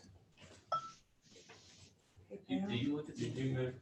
do you look at these? No, Sharon? you don't here. Yeah, that's what I thought. This one Sometimes that we that's just just heard? easier for me to Okay, see what multiple that screens at says? once. Yeah. When he goes in and when we go in, it's actually marked this, not that. So that's what we changed it to where that's what we did it on. Okay, I can put Yeah. in a help star and find out what happened on No, this. no, somebody just keyed it in wrong.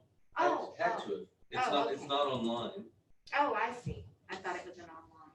Yes, so that would be a clerical error. But we fixed, he noticed it, he brought it up, so we changed it You'll while just we have to were. change, you'll just have to change the, you'll have to change it like somehow, like on the equity. That's what they ruled on. Did you change it in the screen? No, it was already there. It was on the protest form. It's, on his signed document, it's equity. Then you have to change it right there because that's what they ruled. I closed it out. I'm Well, we sorry. can reopen. Reopen it. Do you remember what it is? I don't Yeah, even the know account that. What's the account number, Mike? I got it. Is 25239. yeah.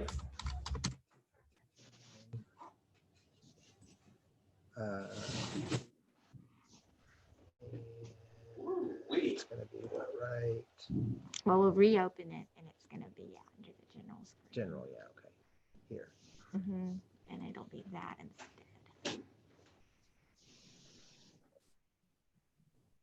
Make sure. Are any of mine See, now in it says there? protest received. I need to change this back to. No, you're not allowed to. Then this, somebody took them because and yesterday there was one in that's there and good. I saw it and I Let meant me to make take sure it. it didn't. Mine, Right. I'm I thinking ate- you're the one. I too only enjoy this. Do you have any Oh, I on your have some. desk? I'll bring some back. You know those are mine. The almond joys are mine. They say Cindy on them. Actually, they should say Cindy's joy. Cindy, that's right. They were, I'm telling you, I was in my car driving home and I was like, oh, dang it, I meant to grab one of those. And then I come in today and what? They're not there. They're gone. Oh my God. I bet she has some more. What do you think? She's coming. She's bringing some more? Yes, ma'am. Dang, Cindy. I know, but Ramona, You create a scene over an almond joy. I know, but they're like really good.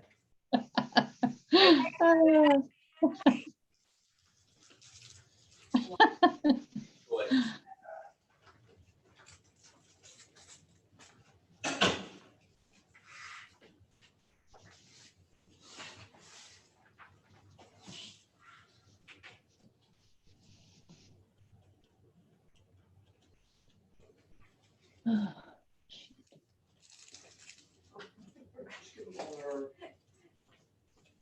Hey, Squeaky wheel.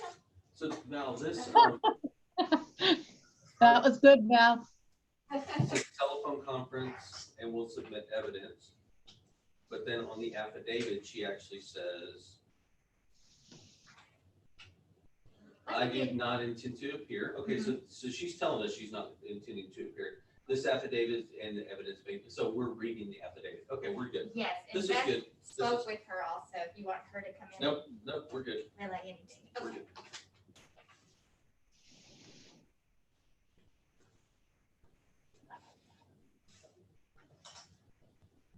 To start in the next 7 minutes.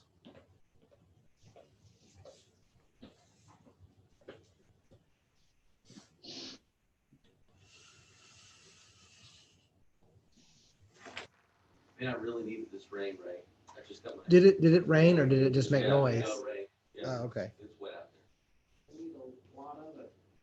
My yard got, cut yesterday. This one is, And it was really parched. page Like I had, 592. because it had rained before and I thought, we're gonna get some rain.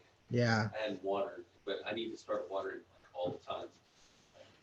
It is really hot up there. Not as often, but more of it. This is the affidavit. Yeah. 5 minutes in a while. Yeah. So you get more of it. It's down at the- Okay, Thank you. Yeah, we're ready. we're ready? Yeah. You got it ready, Ray? Oh, yeah, we're good to go. Opening a hearing on protest number 2020-592, account number 25389. This is an affidavit hearing. So we'll begin by saying that the ARB members who are concerning the protest have not communicated with anyone about the protest and are signing affidavits to that effect.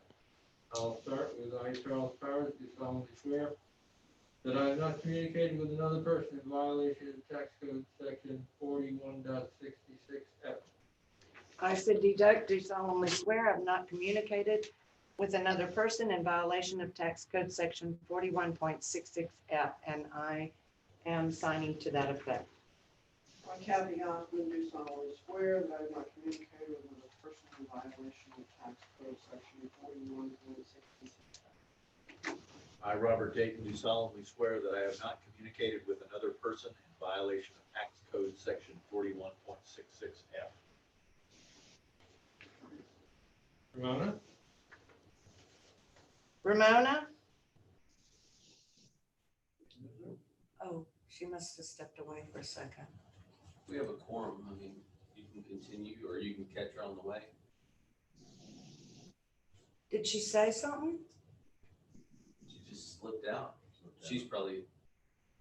Oh, there she is. Hey, Ramona. You're Yes. center stage. You're up. Oh, I'm sorry. I, Ramona LeBlanc, do solemnly swear that I have not communicated with another person in violation of tax code section 41.66F, and I'm signing to that effect. And I'm physically located in Texas. My name is Valerie Smith. I'm the notary public who is witnessing Ms. LeBlanc's signature and by Zoom, and I am physically located in Texas. All testimony from all witnesses must be given under oath since Mike is reading the affidavit and representing the district. Please sign it. My name is Michael Soto. I do solemnly swear affirm the testimony shall present to the appraisal review board for the Aransas County Appraisal District is true and correct. So I'm going to read reading into the record the property owner's affidavit of evidence. Aransas County Property 25389, Catherine B. Ray on Wade Drive, Victoria, Texas. The property description is 1004 Sand Dollar Kill-Agro condominiums and 1/100th common elements. Reasons for protest: incorrect market value and values unequal compared with other properties. There's 6 pages with this affidavit. The statement of argument and facts are as such. 1004 Sand Dollar are inhabitable, still at studs in June of 2020, did not pass inspection. Finally, and then she scratched something out, looks like June 5th. Lots of miscommunication between the HOA board, Roadrunner Construction, and project manager Gail Connolly. I should have been in my condo as a permanent resident and homeowner 2.5 years ago, but unknown reasons, out of 14 buildings in our 100 unit complex building, 10 my building and 11 are now the last 2. Many of the phone calls, text, and emails, all of the above mentioned with some replies, and I only needed action. The city inspector, Frank, did try to help me get some things resolved, or at least to see that the inspection gets done this June. Financially, this has been a builder's burden, stressful, as I have not been able to sell my home in Victoria because of my condo here, incomplete, etc. Thank you. On hearing section type, I do not intend to appear at the hearing either in person by telephone call, and this affidavit and this evidence and or argument submitted with it may be used for the hearing. I do not intend to appear by person. Signed by Catherine B. Ray on the 10th day of June before Roy Kuster. The other evidence that is presented is the, it's a page with a picture on it. It says there were 2 French doors at one time, but now only 1 as they took it to use another condo to finish up. Sad. My real estate friend Pam sent me this as still to studs when she took the picture on June 3rd, 104 Sand Dollar. It's dated on June 3rd. This is a screenshot of an email correspondence. Thanks for volunteer service. ARB opening remarks. I was supposed to be on the hot list of Roadrunner construction of HOA to be an owner to be moved to Rockport permanently, as my husband and I plan to retire there. Well, all I have had is financial stress from almost 3 years in my condo at 104 Sand Dollar, studs. For many unknown reasons, I was always promised but never happened in building 1000. We are at the last now. I do not feel my condo at 104 or 1004 is worth 165,807. All I've had is a roof, AC with possible mold, and after 2 years of sitting as a deck unfinished and 1 French door instead of 2. So sad. ARB closing remarks. Thanks for reviewing my case. I realized that the appraisal district sent me several gauges of other properties. I think that's what it says, gauges. Pages of other properties, including homes in Key Allegra and condos completed. However, with what I have had and had back in January of 2020 on 1001 Sand Dollar, I do not think that 165,807 is fair. Maybe 105 to 107. I've never encountered a hardship as situation with so many people involved without answers. Thanks again, Mrs. Ray. The next thing is the 2 pictures. HVAC work still to complete for 1004 Sand Dollar inspection to pass. Picture of living area back in February of 2020. The next page is Roadrunner. I think this is Roadrunner construction. An example of conflicts. The board says Roadrunner schedules condos to be done, and Roadrunner says the board does, and they say the manager Gail Conley does. You can see why it is almost 3 years, and I'm still patiently waiting. And a $14,000 assessment in 2021 budget. Schedule, please call the board, Gail Conley, set the schedule for buildings, not Roadrunner. Thanks all along, I was told Roadrunner. Do you have any idea who I'm on hold after being on hot list? Thank you. There's never an answer.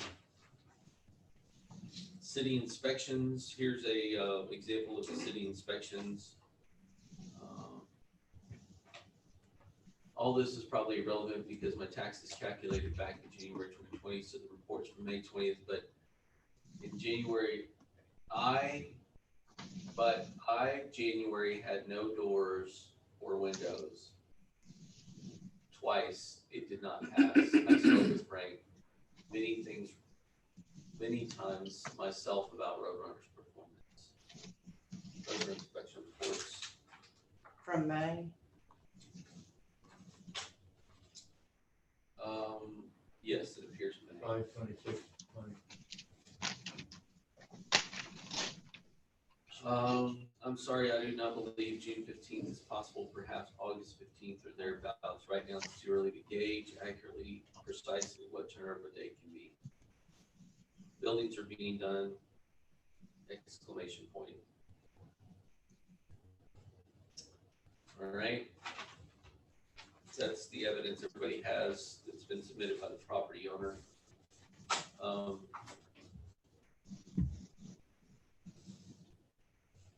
There is not a property owner to cross-examine, so I'll use some of my cross time, my 2 minutes, to actually go into the subject property and some of its neighbors, just to make sure that they're congruent with one another on their percent completeness for building number 1000. So Is this equity and market value? it's both, yeah. I think I'll just present my case here. The comp sales grid for 2020 are such. You have 14 03 Mazatlan, you have 702 Sand Dollar, you have 911 Sand Dollar, and 801 Sand Dollar are the sales associated. Those occurred back in 12/18, which is an uncompleted structure. We try to pull comps that were not complete. So there could be some relevance and some consistency here. So the comps that you're seeing are uncompleted, to the best of our knowledge, uncompleted condominiums. We've looked at this issue last year. It's continuing on for apparently building 1000. So these sales are 145,950. The second comp is 150,000. The third comp is 153,000, and the fourth comp is 160,000. When compared with the subject property, the subject property is in an area that overlooks Little Bay. Historically, those have been more valuable than some on the interior of the condominium complex. The indicated value adjustments when looking at all of those sales respectively, comp 1 is 170, comp 2 is 176, comp 3 is 187, comp 4 is 189. The median value is 182,090. From a sales comparison approach, the subject property is currently assessed at 165,807. If you look at those sales in their incomplete form, just from a sales comparison approach, those were sales of uncompleted condos. It's evident that the subject property is appropriately appraised from a market value standpoint. Now let's look on how they're appraised with other comps of just not necessarily sales, but other comps of condos in her condominium complex. Those ones you compared to up and down condos, townhouses? Yeah, and that's what I was going to get to. You'll notice the neighborhood. You'll notice the neighborhood on the comp equity grid says 7396-1000. Yeah. I pulled specifically just from her building. Okay, so these are all condominiums within her same building. So they're going to have a similar condition this year as what she just described in her estimate. So, and they would probably be upstairs, downstairs like hers is? They're going to be, you'll see that they're both okay. 1,122 square feet. The comp is 1,122 square feet. Second comp is 1122 square feet. Comp 3 may be different because it's 1402 square feet. But the first two are really good examples and how they relate to the subject property.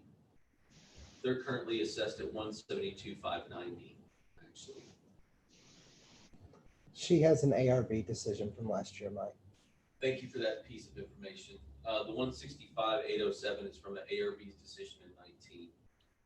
Thank you. Which one's that? The Are- subject. That one Oh, sixty-five, 807, we, yeah, ones that determine that. Last okay. And so we just held the value and she's protested again. Okay. Okay.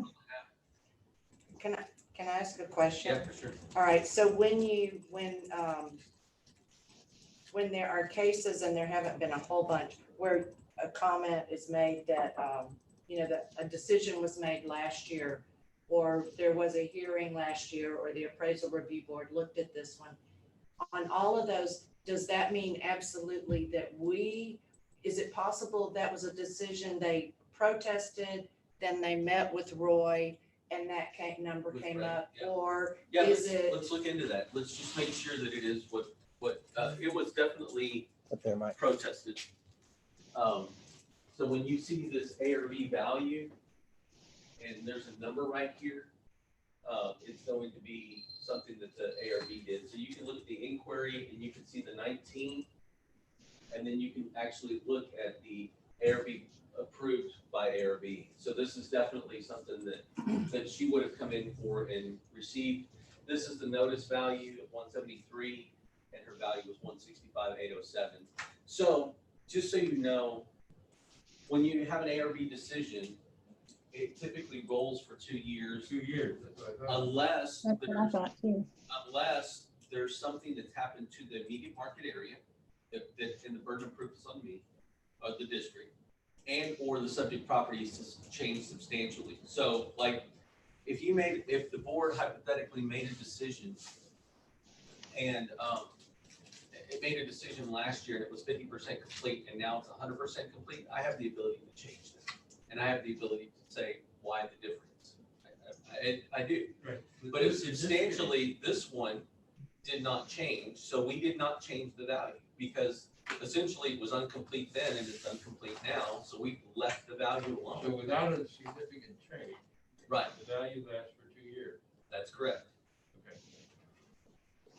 And just for the record, I want to make sure that last year's value was 165,807. Let me see. That's what's on the street. Yes, that's what it is. That's correct. Yeah, And it's 165,807 this year. I think it's Well, I know me personally, then, I mean, clear. you read her evidence, so we did hear that. Right. So, and it hasn't changed since last year. So I don't see that we should be changing the value either. I don't either. All right, so I'm gonna make a motion based on account number 25389. That based upon what we heard from the property owner and from the appraisal district, that taking into consideration the incorrect appraised market value and the appraisal ratio exceeding the median level of appraisal, that we leave the value for 2020 at 165,807. All in favor? Aye. Hearing is closed. Thank you, sir. That's the last one. Yes, that's the last one. Before we adjourn for the day, I want to point out the hearing schedule update. You got one of those forms, yes? The same one was given out yesterday, right? Yeah, yeah. Been updated And since then. I'd like to give you a little heads up that the meeting tomorrow, this is on the agenda, it's been posted, so we can kind of discuss it in open meeting. It's going to be about opening up the hearings for in-person meetings. And what my plan is right over there in that area at this corner is to set up a table for the property owner. again, to screen them when they come in, through like a digital thermometer, you know, like a head, forehead thing. And, you know, we would, have a procedure that I think Charlie's gonna present that information tomorrow about a procedure about letting those individuals in. The reason for in-person hearings that we have to push is that we're to a point where we have to submit by July 20th, 95% of the goal to the taxing units, and we have that marker of however many millions of dollars that is.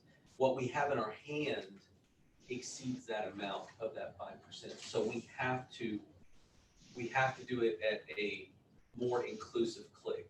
Like right now, all we're doing is like we're putting everybody that wants to do the on phone or video conference here, but we have this list of people that all they want's in person. So we have to start doing that. Otherwise, we're not going to meet our deadline. That's a big list. At last time, it was 2 days ago, that list was 36 individuals that wanted in person. But having said that, we just need to start getting things on the schedule, because I cannot sign that certification. Remember how at the beginning we submit the roll? I submitted to Charlie, like I ascertain all the records. And at the end, we do a certification. He actually certifies. Charlie actually certifies, hey, listen, this is how much the value is. I actually give him the numbers because I'm the record keeper. But on July 20th, I have to submit that to the entities. Like, here's what the records are, and here's what the certified value is. And it has to be greater than 95%.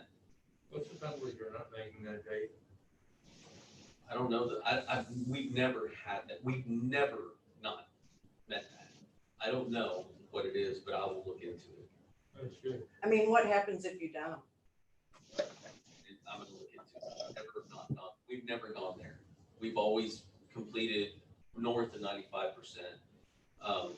That's the reason we're having the meeting tomorrow, so that this board can make an action, so that if you do, my staff is immediately ready to, here's the next day, boom, here's the next day, boom. You know, people. Can we have that meeting now? Does it have to be? It had to be on an agenda. The timeline has to be like the earliest when we discussed it 3 days ago, it was like at 11 a.m. And so it had to be a 72-hour notice for the meeting. The point is it's an actionable event, because this board has said that you're not doing in-person hearings, and now you're changing that.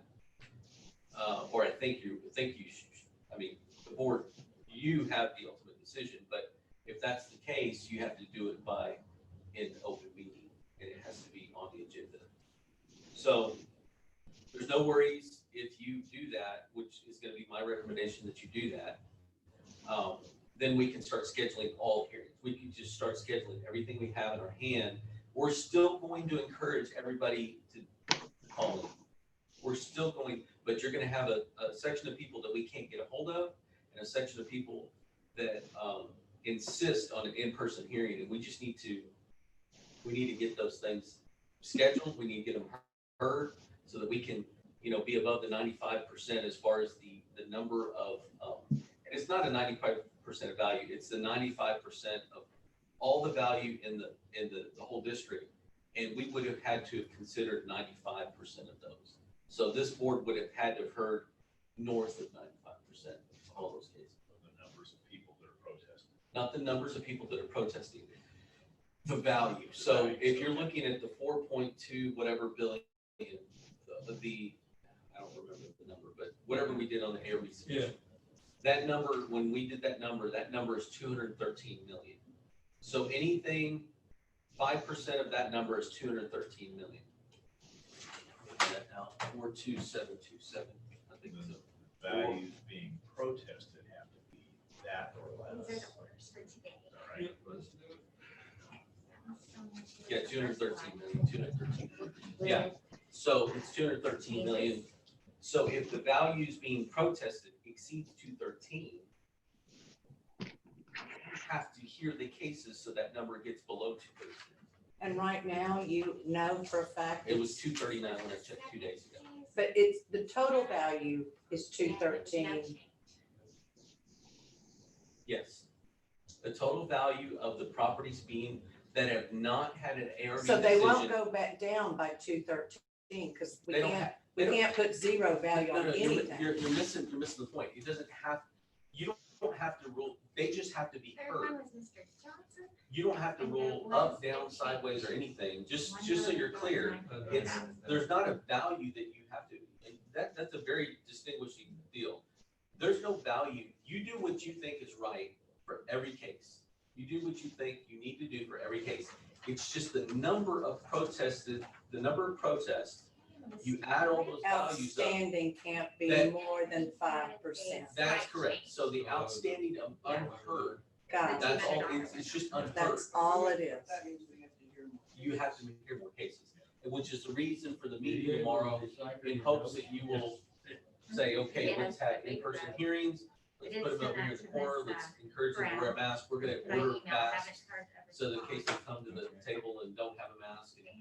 And you're gonna tell me what you want me to do with people that absolutely refuse to wash their hands, you know, like the sanitizer, or absolutely refuse to get their temperature taken. I'm just saying, there needs to be a procedure in place. I would say we put a protocol in place. If they refuse that protocol, Then we will hear This up is how supposed- good stuff is lifted. This is supposed to be discussed tomorrow, I believe. That tomorrow, Ramona, like Yes. you'll nail it. Yeah, but I mean, we shouldn't be discussing protocol and stuff right now. No, I'm just thinking about it. I'm sorry. I shouldn't have said that. Yeah. But we need to have thoughts in our heads of how we I got want. thoughts in my head. I have thoughts in my head. Yeah. Don't say them though. I'm teasing you. Be nice. So, I am. So we're gonna follow, never mind, we'll talk about it. yeah, don't talk about protocol, but I can tell you this, Ramona, that the last time I checked, the number was 239 out of 213, so it exceeds that number. And so Yeah. that's the reason for my angst. No, I get it. I understand. Okay, good. purpose then fulfilled, we knock it every day. They just need to be heard. I mean, But you'll tell us tomorrow. Do you think by tomorrow you'll know? I do want to know what's going to happen. Well, I won't because know- it's I our won't know- problem. I won't know the actual, like, so yesterday was a deadline, which means you had a lot of people stuffing stuff into the mail, which there's a lag Oh, for that's that. right. And so I'm gonna Smart. hot box everything we have because we're taking the mail and letting it set for COVID. But by Monday, I'm gonna open everything up. And by probably Monday afternoon, I'll have a really good feel. You might have a straggler or two, a couple other pieces of mail that come in, you know, Tuesday or Thursday because it's coming from Indiana. Well, and the mail is slower. Right? So, but I'll have a pretty good idea of what's in my hand. And then I'll have a pretty good number. And then there'll be some, we need to get going kind of thing. Just out of curiosity, we're gonna have some busy days, Yes. as busy as last year. Towards the end, it's gonna be really hectic. Yeah. Because A lot of Because days, a lot- July- a lot of full days. July 20th falls on a Monday. They just took a Saturday in here someplace. huh? We stuck a Saturday on the 11th that we're gonna utilize. We have not, up till now, we haven't done Fridays. After the 4th of July, we're not doing that Monday. But y'all need to have those discussions. I'm hoping to get you the best information I can get you so that you can make decisions moving forward. You can actually make those decisions on the fly about, yeah, we'll open up that day or we're not gonna meet that day or whatever. I mean, we need one day off. I don't want to make that decision yet, but is this what we're going to discuss this tomorrow too? Until we know the I think actual it- numbers, I think I'm going to request that we wait Tomorrow's till we meeting- know. Tomorrow's meeting is strictly a discussion of the protocol. Okay. It's set up to be strictly a discussion of the protocols if we allow the public in, the public being the protesters. us though is that by July 20th, we want to be 95%. through all these hearings, knowing there'll be a few stragglers maybe for reasons.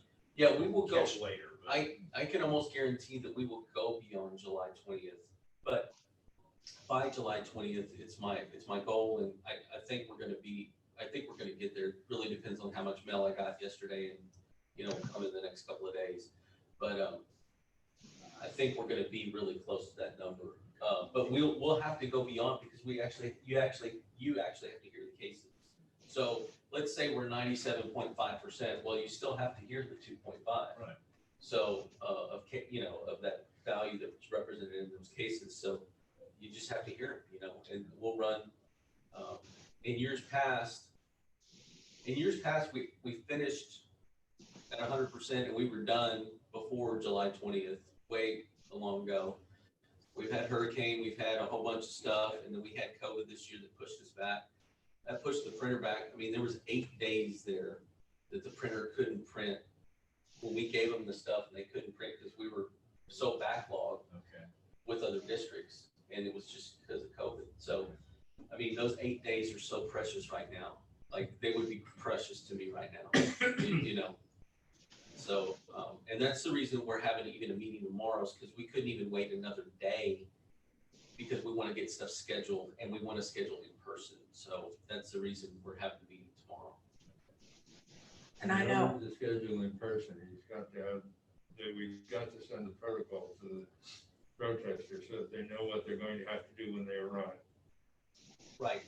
And so because there's 15 days in advance of that, because we send the hearing notice out, we needed to have this meeting tomorrow, the meeting tomorrow, so that we can have the protocol, so that we can put it in with the hearing docket, because 15 days from now is when the hearing is going to be.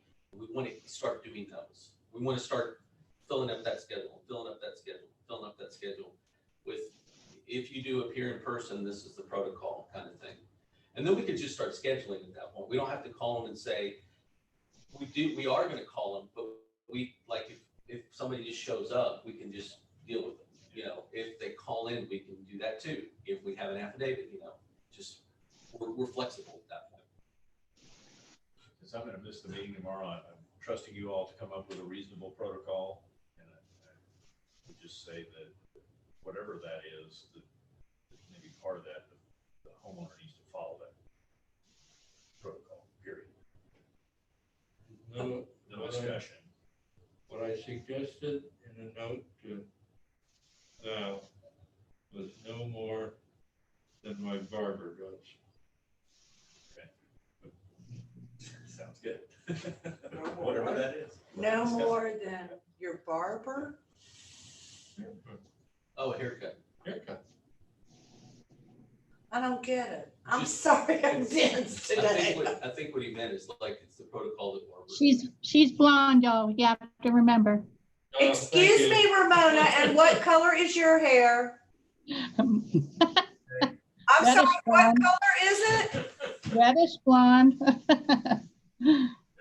Yes. Okay, but wait, no, but hold up, okay? Because I know that tomorrow, actually, when we talk, actually, because Friday afternoon, like both, it's very important that Ramona and I are both there, but we could be in the office doing Zoom or Ramona, We're gonna be by phone. we're gonna do it by phone. Ramona, Yes. we'll be together, so because it's very important that we're at the Blowing Pot tomorrow at that time. And I'm sorry, but it's just, I thought that I might, but I can't. So who's coming tomorrow? I'll be here. She's coming, and then Ramona and I are gonna be via phone. Oh, okay. Yeah. Video. Yeah. Zoom. No. No, phone. Has to be Zoom Huh. because he's not going to be here. I was just gonna say, if there's a snag between you and Ramona, call me. Just call me and I'll sit. Well, let me just say this, that A snag. Can we do it on my phone? yeah, you can do Zoom by phone. There's no problem there. Oh, Are you gonna send me instructions? I will have Val email you the link. Or is that the thing that I already have? Well, what are you doing it on right now, Ramona? Huh? What are you doing it on right now? On your equipment? But she's at home and her internet's better at home Yeah, where we are. yeah, but that's the same thing. It's the same link. It's always the same link. Okay, so I'll just take this with me and we'll do it tomorrow. But it's better it's better if I email it to your phone. That way you just click on it on your phone and it automatically takes you where you need to go. Okay, do that. I'll have Val send that to you. Is it okay if we also, like if she and I together, like send you or somebody an email, or Val, send it, attention Val, it's for you, that where we've listed what we would like the protocol to be. Like if we did that at 12:30 or 1, then at 1, whatever time the meeting is, I'm sorry. It's 3 o'clock. Yeah, Cindy, yeah. we'll just have to do it by Zoom, by phone. We're gonna be here, but I'm saying, I think just the discussion amongst yourselves is going to be sufficient with Okay. whatever Charlie's going to present. So okay, so you already have one that you kind of think is what's Yeah. gonna work? I think you're going to be okay. Got it, okay. That's, I just didn't know that, so that's perfect. So we already have something to work off of. Yep. Awesome, cool. Okay. Are we adjourned? Oh my God, we're done. I move that we close this meeting. Motion to adjourn, So moved. second, Second. all in favor? Aye. Bye. Okay, we're done. Bye, Ramona. Bye. Okay, was that was weird. weird. Okay, we're done. Okay, so y'all,